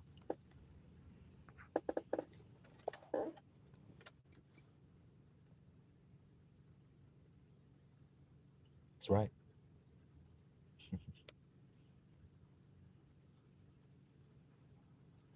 She's sitting there on the bed, little flock, holding the baby. And she was dozed off. So the baby was asleep. And when I opened the door, she woke up and turned and looked at me and she saw me and she smiled. And I walked over to her and she said, oh my God, thank you for coming. Because I gotta go pee here. And she put the baby in my arms. And she goes to the bathroom and I'm looking at my son there and he's just little and small and all cute and everything. And I'm looking at him and I said some words over him. I blessed him. And I said, thank you, Father, because this is exactly what I asked you for. And by asking, I showed him. See, guys, I showed him. That's asking, believing. I did it as though it was. Can you guys hear what I'm saying here today? Can y'all hear it? And he granted my request. Now, I had looked around that room and I saw the evidence that other people had been there. There were 2 pizzas there, pieces missing and everything. One of the whole pizzas was gone. And I knew that girl didn't eat all that damn pizza. So I know her family that had ate it, but they had all gone and left. And here I am sitting there alone with her, little flock. You see what I mean? Now, a double blessing Abba will give you if you do the thing that pleases him. This is another part of the report I got for you guys. He will give you a double blessing. What was the double blessing that he gave me? Well, one, he gave me the peaceful meeting with my ex and my child. And we sat and we laughed. So then he gave me that. We laughed. We cracked jokes. We flirted a little bit. Talked about experiences that we had. It was all good. It was lighthearted. And in the midst of us chatting and laughing, now remember, guys, she's been giving this terrible report of me to her family, okay? In the midst of us sitting there laughing, her father then walks into the door. Here's the double blessing. Because like I said, I have always had a good relationship with her father, and I've always sought to respect him. And so, because he's a respectable man, so I always sought to respect him. And when I got divorced, I thought I had lost that respect with him, and it hurt me greatly. But I owed him some money, little flock. I owed him $3,000 because I asked him for some help when I lost my job to take care of my family for a time. And he gave me it. He gave me $2,600 is what he gave me. I didn't ask for $3,000. I just asked him for some help. He gave me $2,600. And I told him when he gave it to me, I said to him, I will pay you back. I don't know how, because I don't have any means right now, but I give you my word that I'll pay you back. I sat on his couch in his living room, and my wife at the time was sitting next to me. And I said, I'll pay you back. And then I did, Little Flock. I paid him back. But I didn't see him when I paid him back. I just put it in his mailbox because I was too ashamed to face him when I was going through the divorce. So I just took the money and I put it in his mailbox. Well, I hadn't seen him since then. Last time I had ever been to his house was to drop that money in his mailbox. I hadn't seen him. So then he comes walking in and he goes, hey, and he hugged me and everything. I go, huh? I thought he was gonna be like, hey, that nigga right there. Hey, yeah, motherfucker, I heard about you. You know what I'm saying? He hugged me.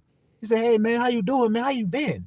I thought, I'm doing good. How have you been? Oh, man, I went traveling. He pulls out his phone and starts showing me pictures of him and his wife traveling the world and everything. Yeah, I've been all over, man. Look at these pictures. Look at this and look at this. I'm like, wow, okay, cool. He's like, I heard y'all in here laughing. What y'all talking about? So we just all started talking. It was very lighthearted and cool.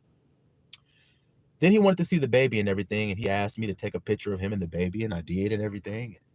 Then I was like, well, I'm going to go ahead and let you guys have your moment. I'm going to go ahead on and go. And she was like, you sure? And I said, yeah, I'm going to go ahead and get out of here. And I turned to leave. And her father stopped me before I walked out, and he said, young man, take care of yourself. I said, I will. And then I walked out. And I left rejoicing and marveling. Oh, but you did exactly what I asked you for, Little Flock. You hear what I'm trying to say to you? That's the report that I have for you guys. Not only was I blessed to have the moment with her and the child, but I was also blessed to have that moment with the father that I thought I had separated the relationship and severed it. It was intact. So I got to know it was. So then I'm leaving, guys. This is another cherry on top. So I'm leaving and I'm driving on home. I go home and I'm sitting there. I'm still feeling this high vibration and feeling good because the thing worked. You see, the power worked. So I'm sitting there thinking about it and everything. And then I get a text from my ex. And she said, my father told me about what you did. Thank you so much for that. And this is a woman that very rarely says thank you or I'm sorry. She said, thank you for doing that. I said, I gave you guys my word that I would. And I'm a man of my word. She said, thanks. So do you see, guys? Blessings and blessings and blessings. Used to be stressing and stressing and stressing, but then I kept pressing and pressing and pressing. Then I got lessons and lessons and lessons, and now I got blessings on blessings on blessings. You understand what I'm saying, Little Flock? I'm telling y'all the truth of the power. I've utilized it, and I've seen it work. So then I'm telling you guys that. But there are many faiths and some believing, like I said. That's right, Brother Vaughn. What I imagined in secret, the child was produced. So I didn't just see it, I saw it and felt it as though it was so. And then the child came, which was me having the experience that I had. So I told you guys about jail. I've told you guys about that. I've told you guys about when I did it with my sister. I've told you guys about when I did it with my father. And you guys are still thinking that that's not the way that it works? Well, then how come it keep working so much then? Y'all hear me today? All right. So we were talking about that male and female coming together in your imagination. Your thoughts and your feelings become one there. And when they become one, you'll get what you ask for. Ask believing and you shall have anything. Isn't that what he said? Ask believing and you shall have anything. Is that not what he said? So then I asked believing. And remember, he told me how to ask. First he said ask and I started talking. And I thought that was good enough. And then he said, no. Show me. How can I show you what I want? Oh, I know what he's talking about. He mean do this. Go to the secret place and make your request known. And he who sees what you do secretly will reward you openly. I held it in. But sometimes it's very difficult to hold it in because you just want to shout and bring them walls of bullshit down. It is, Brother Christopher. It is. It's wonderful what the Most High can do for you if you simply just believe him. You simply ask him and you rest and believe it. And let him guide every step that you take. And if you let him do it, then you'll get the reward. You'll get the thing. And even your enemies will be at peace with you. This woman was completely an enemy to me, guys. It was like, y'all don't even know, man. That shit is some of the most hurtful, painful shit to have to go through, bro. to have a woman that you really believe in your heart, you really believe you love, and you believe that she loves you, and you think that you're going to build this life together till death do you part. You really believe it and you rest in it. And to have it snatched out of your grasp without any power to hang on to it is very traumatizing. Y'all understand what I'm saying? It's very traumatizing at first. But then you see things for what they are. You see your weaknesses. You see where you were coming short. You see where your heart really was and where it really wasn't. You start to see it. And then Abba starts to reveal to you the truth of who you are, that you're strong and you can overcome anything that you face. So this woman is saying, no, you can't do this. No, you can't do this. Simply ask me and wait. And if it takes a long time, like Abraham, it's okay. It's all good because it's inevitable. And I got all the time that it takes to wait because I'm everlasting. It's no rush to me. Love is patient. You see what I mean? And he will make your enemies to be at peace. And it's just the truth. So now,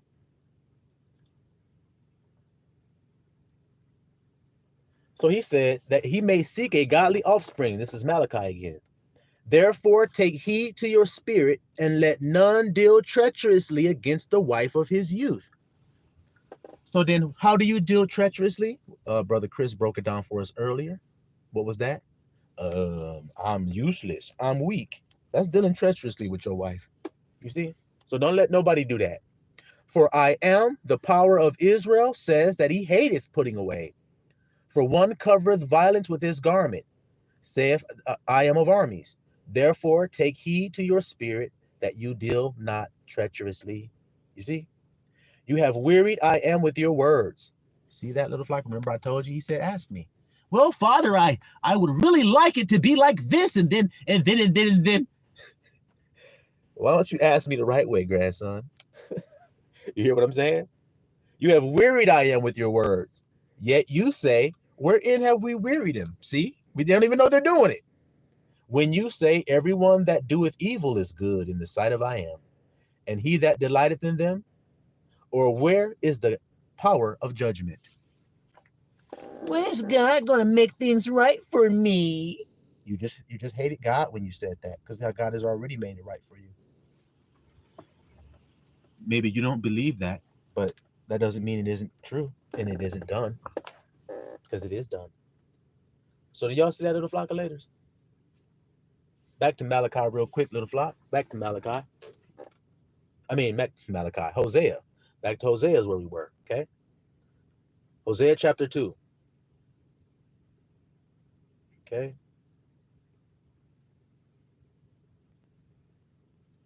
Verse 5. For your feelings have played the harlot, your mother, see, have played the harlot. She that conceived them have done shamefully. For she said, I will go after my lovers that give me my bread and my water, my wool and my flax, mine oil and my drink. See, my lovers means your works. Your works. You go after your own works. You go after your own understanding, which produces your own works that do not please God, that do not satisfy. But you think they will, so you chase after them. See? Watch this, little flock. Watch this. Therefore, behold, I will hedge up your way with thorns and make a wall that she shall not find her path. She won't be able to get to where she's trying to get. Told you. You won't get the result you're looking for. And she shall follow after her lovers, wrong thoughts, but she shall not overtake them. You see that, little flock? And she shall seek them, but shall not find them. Then shall she say, I will go and return to my what? My first husband. For then was it better with me than now. For she did not know that I gave her corn and wine and oil. She did not even know it, that I gave her. Who's the I that gave her? You just said, imagination. Imagination. That's who gives it to you. So then imagine it and you'll have it. That's the way you get it. But you think works give it to you. You're cheating on me when you do that. I'm the God of rest. That's why my day is a day of rest, because it's my day. It's holy, like I am. Rest is holy. It's set apart. So those who don't rest are not holy. Y'all follow what I'm saying? Brother Chris, been through it too. Can't see my daughter to this day because, like you, she won't let me see her. So I can relate. I also drank that cup.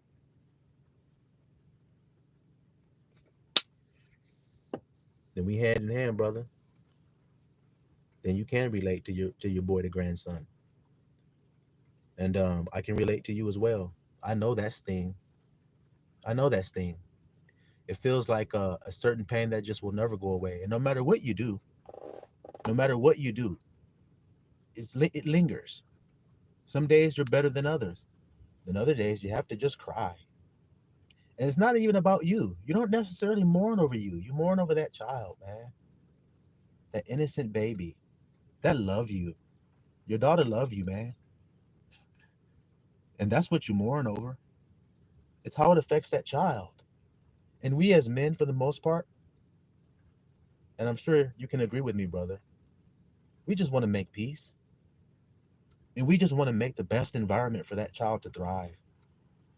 And unfortunately, it takes two. You see? It takes those two to be one. And when that woman's no longer one with you, house divided can't stand. And now that child is caught in that divide. And it's very unfortunate. So yeah, we can relate to one another, brother. Thank you for sharing that as well. Thank you for sharing that. And may Abba grant you peace in that situation. May he cover your daughter. I don't know her name, but you know it. But may he cover your daughter with grace, love, comfort, warmth, that she be fed, that she be kept always, and that she may know the love that her father has for her, and that she may always know how precious she is and how valuable that she is, because I'm sure, Brother Chris, she's extremely valuable and precious in your eyes. I'm sure the most precious thing. Daughters are special, man. They're special. Your daughter will look at you in a way where you have always wanted a woman to look at you, with respect and reverence and honor. Your daughter will do it. So may Abba rectify all wrongs done in that situation, not only for you, but for your daughter as well, my brother. And may he grant you the peace that I know that your heart seeks for in that situation. May he grant it to you and keep you in it always.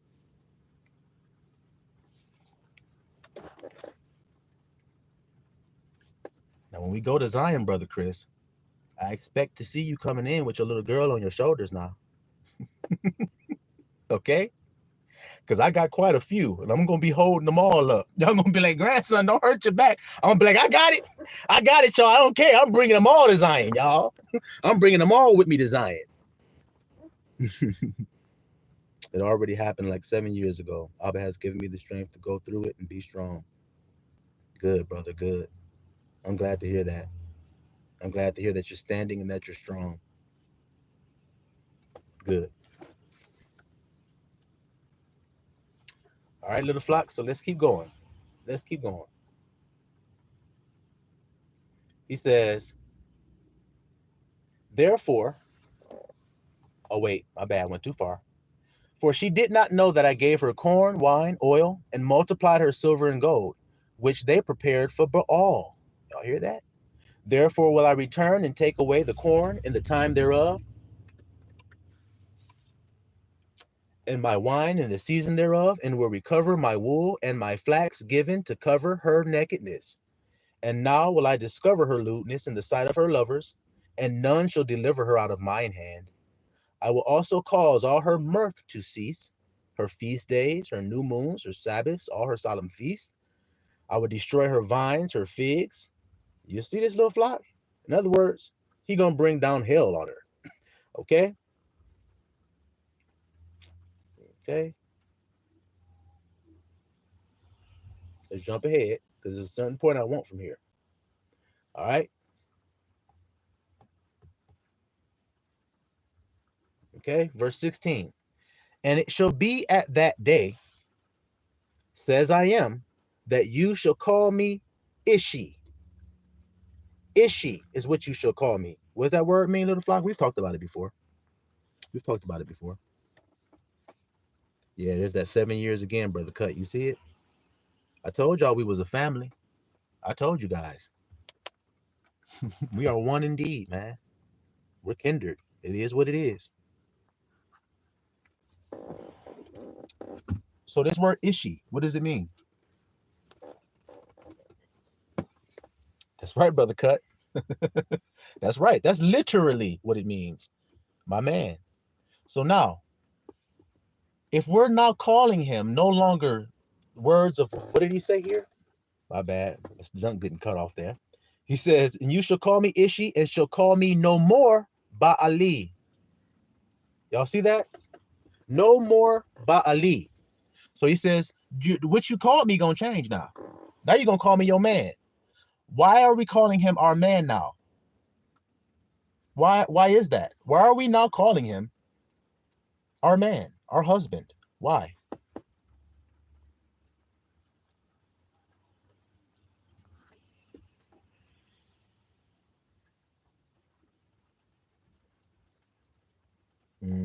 That's right, brother Chris. I know what you mean about that time frame of between 2016 and 18, because that's exactly what happened for me. That great upheaval of Jacob's trouble, man. Whew, boy, and it was the grandson's trouble, wasn't it, Chris? It was some trouble, wasn't it? But we came out stronger on the other side, man. We came out strong on the other side. So why are we calling him that? Now that the grandson broke down to you what it means when it says man and woman, and how God put that together to make godly offspring. So you need a man, you need a husband. In other words, you need right thought. Do y'all see it, little flock? You need right thought to then speak to your wife, which is your feelings, which is you. You see, all men and women are one. So there is no male or female. So then don't get all up in arms when God calls you a wife. Accept it and act like one. I told you guys I do, because I call him my husband, because he's the one who I listen to about everything. I'd be like, I don't have an identity. That's how a wife's supposed to be. I don't have an identity. My identity is you. So then what do you say I'm supposed to feel like? I say you're supposed to be happy. Okay, I'm happy then. But girl, look at everybody else. Don't you see all these problems? No, because he told me not to. Oh, man, I liked it better when I could deceive Eve. Well, we don't give a damn how much you liked it better, nigga. We like it better when your ass is in the pit. How about that shit? All right. For I will take away the names of Ba'alaim out of her mouth. Stop. What's the grandson doing to the world? See, God is not joking. He's actually just telling you the truth. What is the grandson doing to the world? What did the grandson do to you? He removed every other name you thought about God out of your body. Didn't I? And I only left one name in there. Didn't I? Do you see? So then Abba is doing the work that he said he would do. He would take it out. Is it being taken out today? Just asking you guys. Is the names that you thought that was God and everything, are they being removed out of your brain? And now a new one has been put in there? I am. And that's the only name that's there now?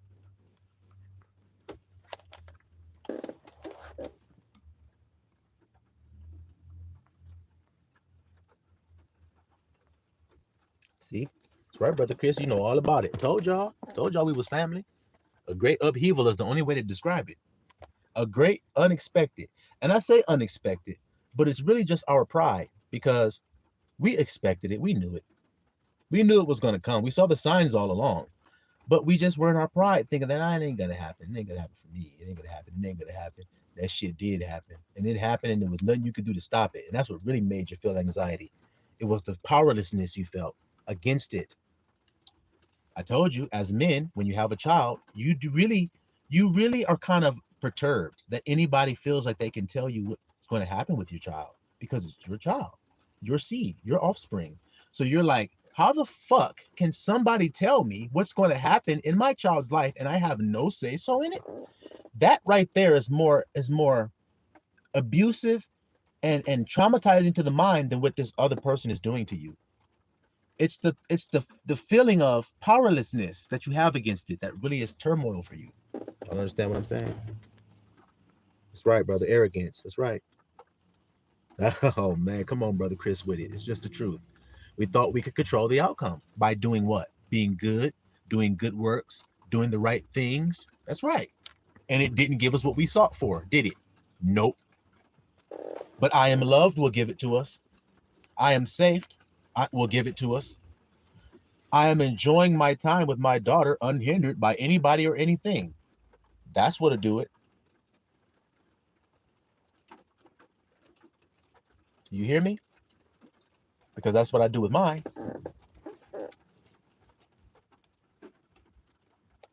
Okay?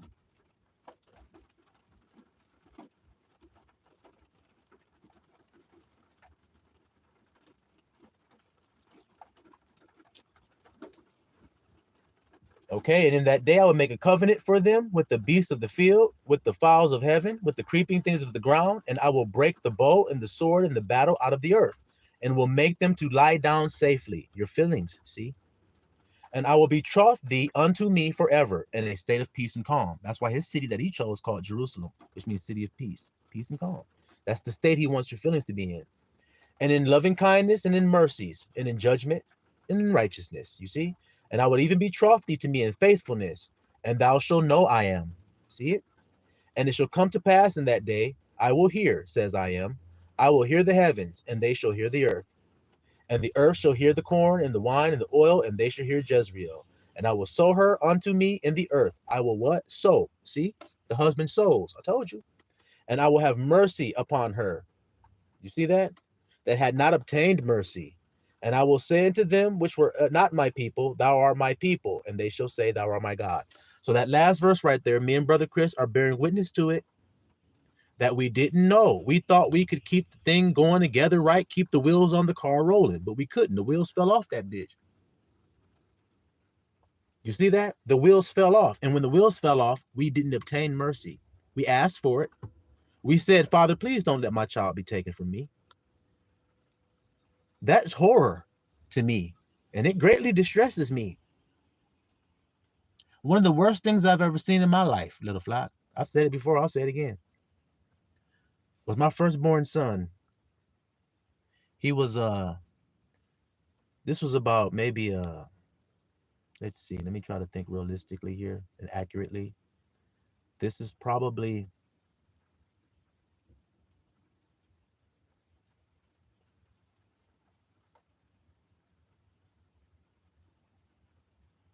maybe 3 or 4 months of not seeing one another.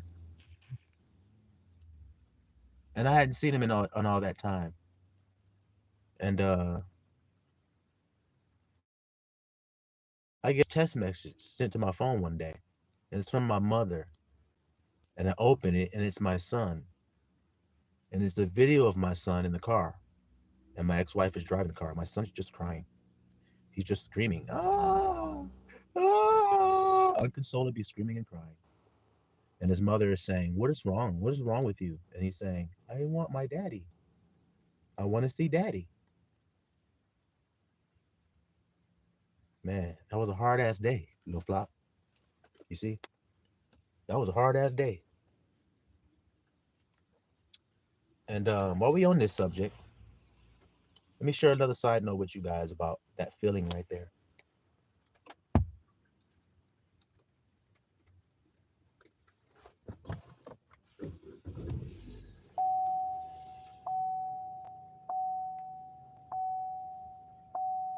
Let me show you a little bit about that feeling and about being friends with God. Friends means relate, like me and Chris were saying. In order to relate with God, there's a certain type of pain that he knows about.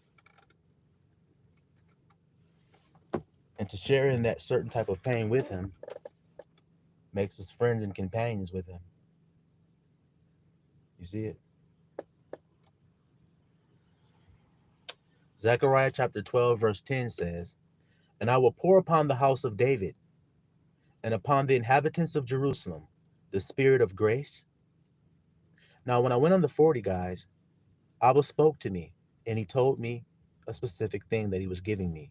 What did he say? I have given you. I've told you guys it before.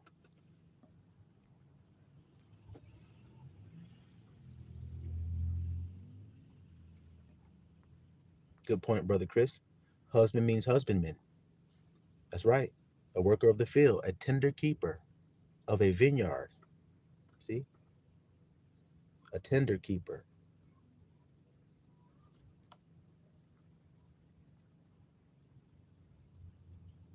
That's right, Brother Cut. That's what he told me. That's what he said. I give you my grace.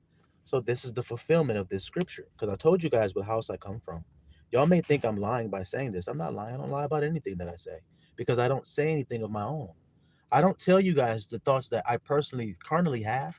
What good would that do you? The flesh profits nothing. I only tell you what will profit you, which is what the Spirit says. And I only tell you what I hear. The Spirit tell me to say.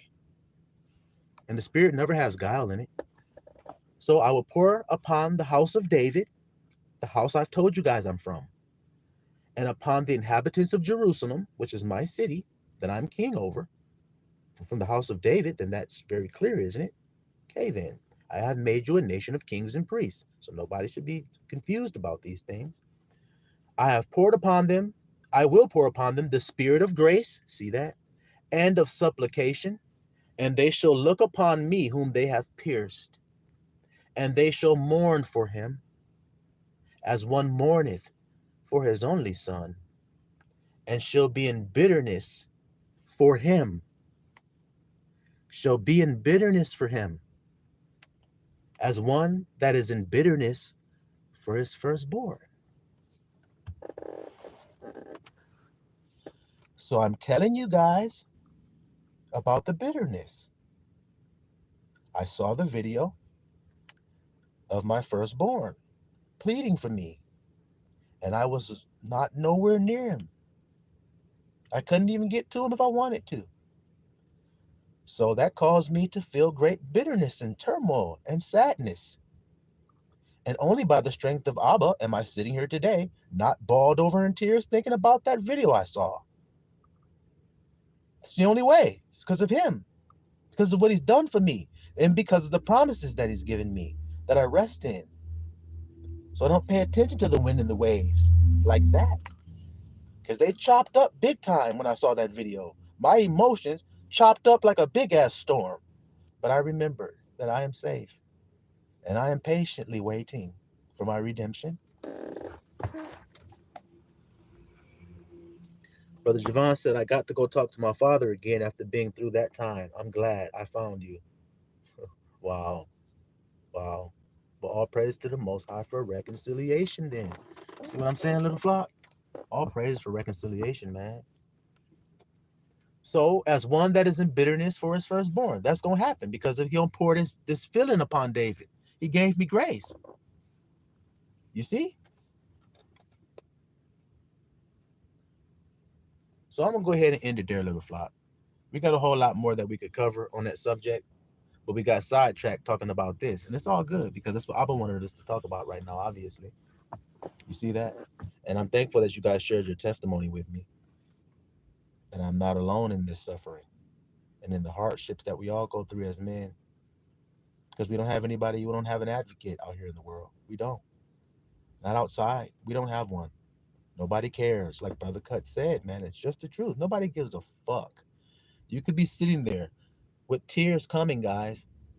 A grown-ass man looking broken, and people would just walk right past you. When I came out of the 40-day fast, I've said this before, I'll say it again. When I came out of the 40-day fast, a man picked me up on the side of the road. I was just laying on the side of the road near the woods. And a man picked me up and he gave me a ride to a gas station. Because I couldn't walk any further. I couldn't do anything. I was too weak. He picked me up and took me to the gas station. When I walked into the gas station, there was an old lady coming out of the gas station and I was walking in. And when she saw me, she gasped and she said, "Oh my God, God bless you." She touched me on my shoulder and she walked past me and went on out the store. Why do you think she said that, guys?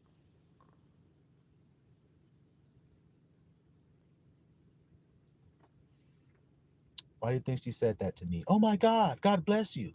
Why do you think she said that?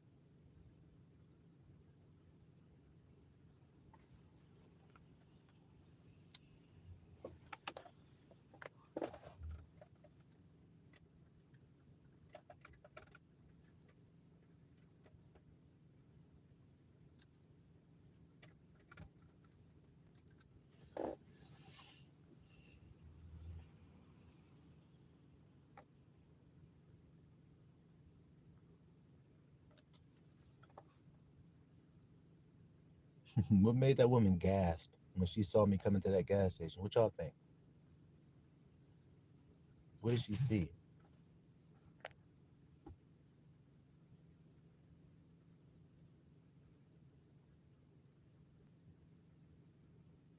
Hmm. I hear you, brother Cut. I hear you. What did she physically see when she looked at me?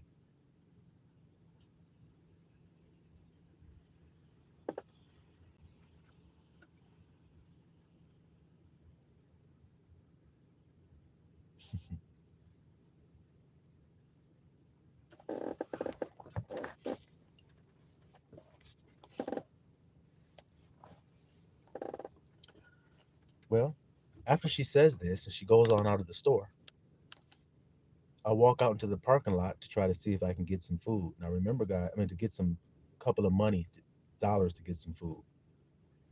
It's right, brother Cut. She saw bones. She saw a bag of bones standing there. Nothing. Because indeed I was. I was completely emaciated and I was 120 pounds, or a little bit less than that. So when she looked at me, she saw that. She said, oh my God. Well, that must mean that it was obvious that I was in some type of strait or hardship I was going through. Well, when I walked to the parking lot to ask my brothers for $1, that's all I asked for was $1. They told me no. They could look at me too, but they told me no. See what I'm saying, little flock? So I got one more little nugget I'll share with the little flock, and then we'll go ahead and get out of here. And we'll call it a night, little flock letters. And y'all can go get y'all Rocky Raccoon and go to sleep. Nah, don't be in there jumping on the bed and everything. All right? We're going to go to the penthouse another day. But tonight, we just going to lay in the bed and we're going to go to sleep tonight, little flock of ladies, and we're going to dream a sweet dream. Okay? Don't be getting no Rocky Raccoon, jumping all up on the damn dresser and everything, doing wrestling moves and shit to each other. No, we got to be quiet tonight. Okay? We're going to get in trouble if we act up too much. Y'all understand? If we have a little too much fun. Abba good. Abba is good, man. But Rocky want to play, man. I know what you mean. I'm telling y'all, I could have swore I saw Rocky go, come on, man, let's just play. Rocky just a teddy bear, just inanimate as hell sitting there. But to me, shit, Rocky was my best friend, man. He was all soft and everything. I'm like, this is the best teddy bear I could have ever had. Shit, Rocky was getting me in all kind of trouble. Rocky didn't never get no whooping when we got caught. Just me. Rocky would get snatched out of my hand and I'd get in trouble. Y'all hear me? So one more nugget of wisdom, little flock, and then we'll get out of here. That immense pain that I described to you guys, Abba was specific when he said it's the bitterness of a firstborn or an only child. Those two specific things are one type of pain. And it's a most extreme type of pain. Abba knows that. That's why he mentioned it. And he said, when he do it, when I pour that spirit of grace upon you, then that's when it will happen. So, Brother Chris, can you confirm that? That when Abba gave you grace in your life, that's when you suffered all these so-called losses. It's when he showed you grace. When grace was coming in, that's when all of that other stuff went away. Can you confirm that? Brother Cut said, let Rocky sleep. We need to get one of those things you put on your eyes when you go to sleep and cover your eyes from the light and everything, and you sleep and shit with that shit on. We need to get one of them for Rocky, man, so we can make sure his ass is asleep. He always trying to get us in trouble, running around in the middle of the night and shit, trying to get into the trash can and see what we done left in there for his ass. No, Raccoon, stay out the trash. Shit. You just a teddy bear. Keep your ass out the trash. So can you confirm that, Brother Chris? When the grace came into your life, and that's when all this turmoil and upheaval happened, God was bringing you to him. He confirmed that. And while you're doing that, brother, I shared with you guys, I said that this is something that makes you a friend. Right, Little Flock? That type of pain, enduring that type of pain makes you a friend of God. Now, why do you guys think that type of pain makes you a friend of God?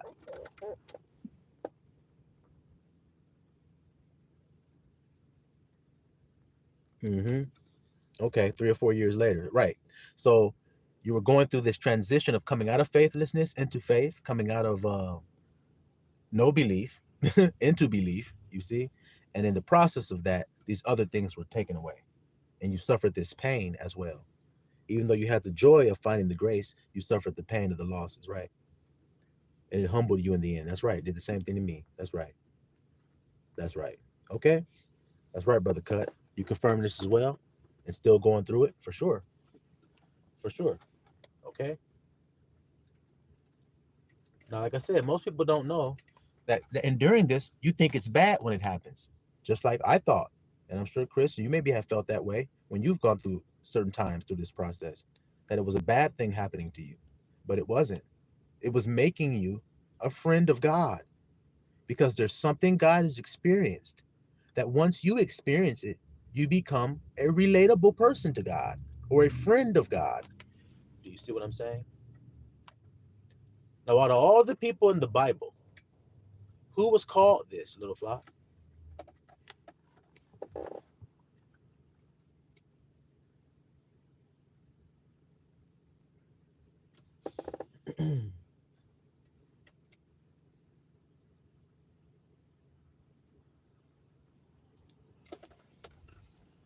That's right, Brother Cut. Abraham. Abraham. That's right. The book of James, chapter 2. Watch this, Little Flock. The book of James, chapter 2, 23.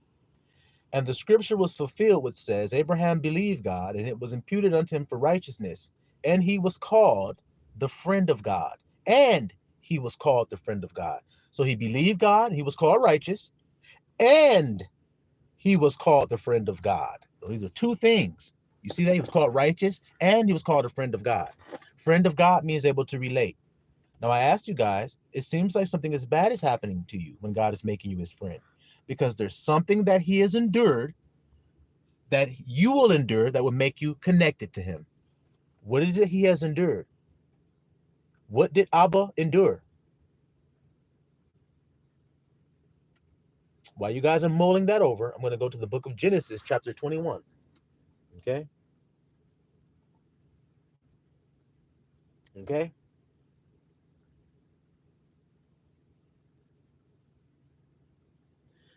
Genesis 21, verse 9. And Sarah saw the son of Hagar, the Egyptian, which she had born unto Abraham, mocking. So Sarah saw Ishmael mocking Isaac, making fun of her son Isaac. Both of these are the son of Abraham. Which one is his firstborn son? Ask you guys that. Which one is Abraham's firstborn? Ishmael or Isaac? Come on, Brother Javon, you know it. Man is appointed mortal sorrow. Told you guys that mystery. Come on, it's appointed to him if you're going to be a friend of God. Come on now. Ishmael, that's right. Ishmael is the firstborn. So now let's keep reading. Wherefore, this is why, she said unto Abraham, cast out this bondwoman and her son, for the son of this bondwoman shall not be heir with my son, even with Isaac. And the thing was very grievous in Abraham's sight. Why? Because of his son. Stop! Do you hear it?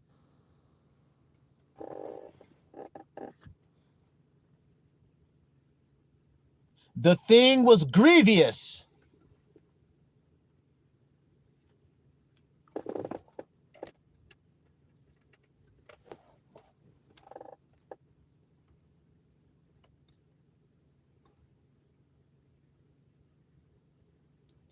Grievous, the definition is causing great pain.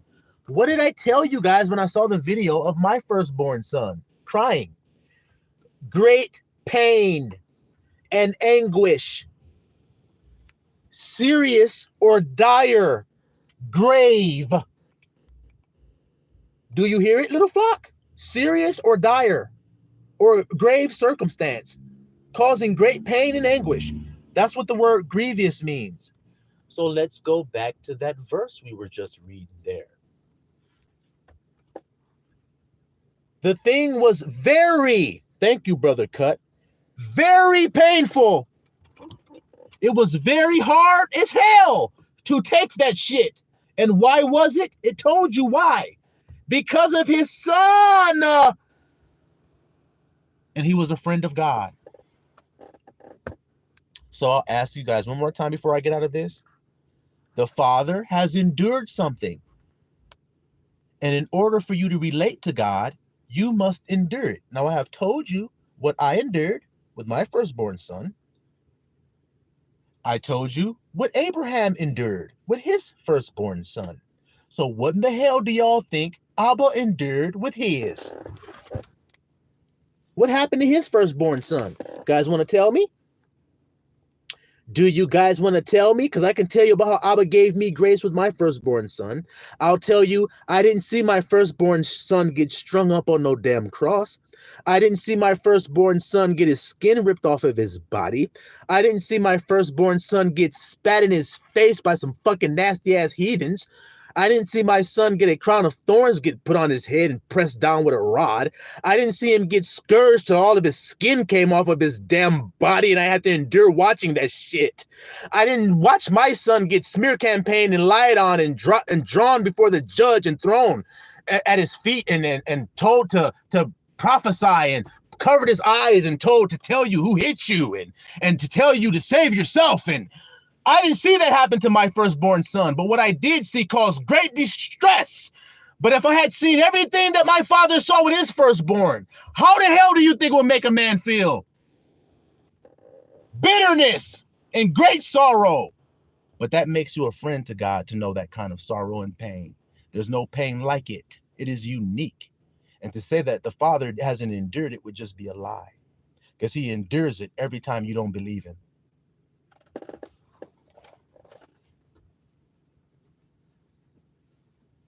Just like when you get your child taken from you because somebody don't believe that you deserve to be in their life. I don't give a fuck what you believe. But you endure it. You see what I'm saying, little flock? You see what I'm saying? Do you see it? So the Father witnessed his son endure these things, didn't he? Yeah, he did. So then, if you feel that same pain of losing your firstborn son, that makes you a friend of God. We just proved it with Abraham. See, people would have said Abraham was a deadbeat dad then, wouldn't they? Oh, you're a no account. You just put your son out there in the street. You don't even look after him. You didn't even check on him anymore. You didn't even go see how he was doing or anything. All you do is hang out with Isaac all day. And I'm sure somebody will say the same thing to me. All you do is hang out with those two sons that you have now, grandson. What about the other two sons that you had before? You don't even see them. You haven't seen them in years. Gosh. Why don't you go to court, grandson? Why don't you get a lawyer, grandson? Why don't I start doing works of my hands? I know. But I am not going to. Just like Abraham didn't. Just like Abba didn't. Y'all see little flock? Yep, he was cheated on by his wife. But how do we act when we get cheated on? You see men cut a woman's throat, stab her and every damn thing when she cheats on them. Kill her ass dead. But look what Abba did. He forgave. He said, all you got to do is admit your fault, and I'll return to my throne and sit down and wait for you to admit your faults to me. And if you do, then I'll receive you back. I'll receive you back. See, little flock? So we got to be like the Father and unlike anyone else, and not like anyone else, I should say. So y'all be blessed tonight. Like I said, there's a whole lot more we could cover, y'all, but we're going to go ahead and end it there. And Abba willing, we'll be able to come back and do this again, little flockulators. But I hope y'all benefited from that. And hopefully Like I said, we'll be doing this again soon.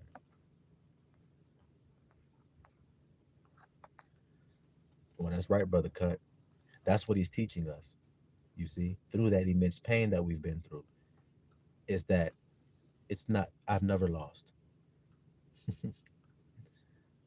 I've never lost.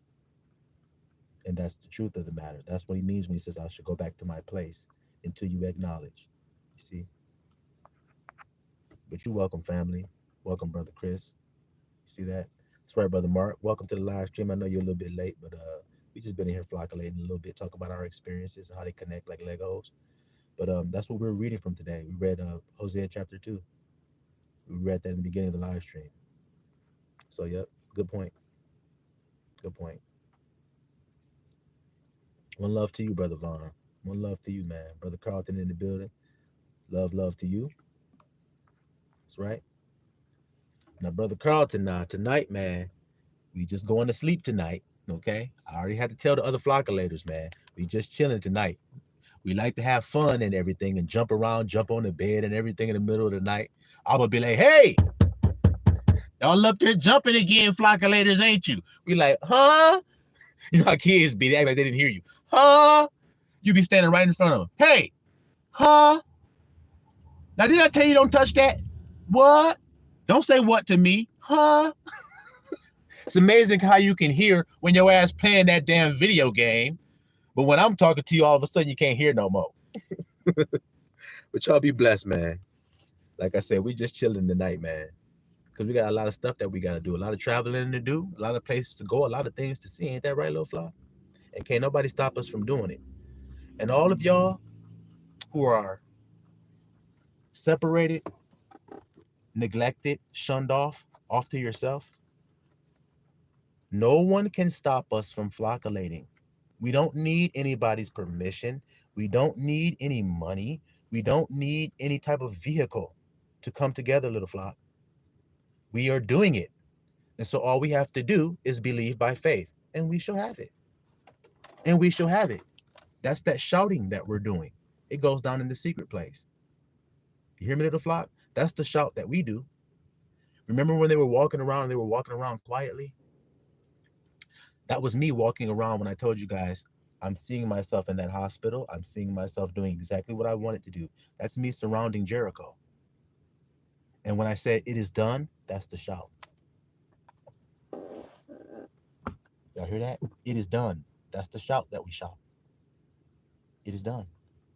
And when we say it is done, then anything that hinders us from having it falls flat. And then we ascend into it. Do you hear me today, little flock? Have no fear today. Have no doubt about the dreams that you have or the things that you want to see accomplished or things that you want to see come to pass. If you loose it, it'll be loosed. If you bind it, it'll be bound. Y'all hear me today? So take up your power today and walk in it. Y'all hear me, little flock? That's right, brother Mark. That's right. The world don't know that. But we do. So we gonna use that power. And we gonna flocculate, y'all. So like I said, tonight we just chilling, man. We chilling up there in the bunk space up there. You know, we got our beds up there in a little elevated place up there at the top. And we just being quiet and we just laying in the night, just using our imaginations. You hear me, little flock? Because it's already done and it is finished, like Elsha said. You see? So y'all be blessed tonight. And like I said, hopefully we'll be doing this again soon. All right, little flockulators. So I'll be blessed. Grandson up out of here. Sulwan Israel.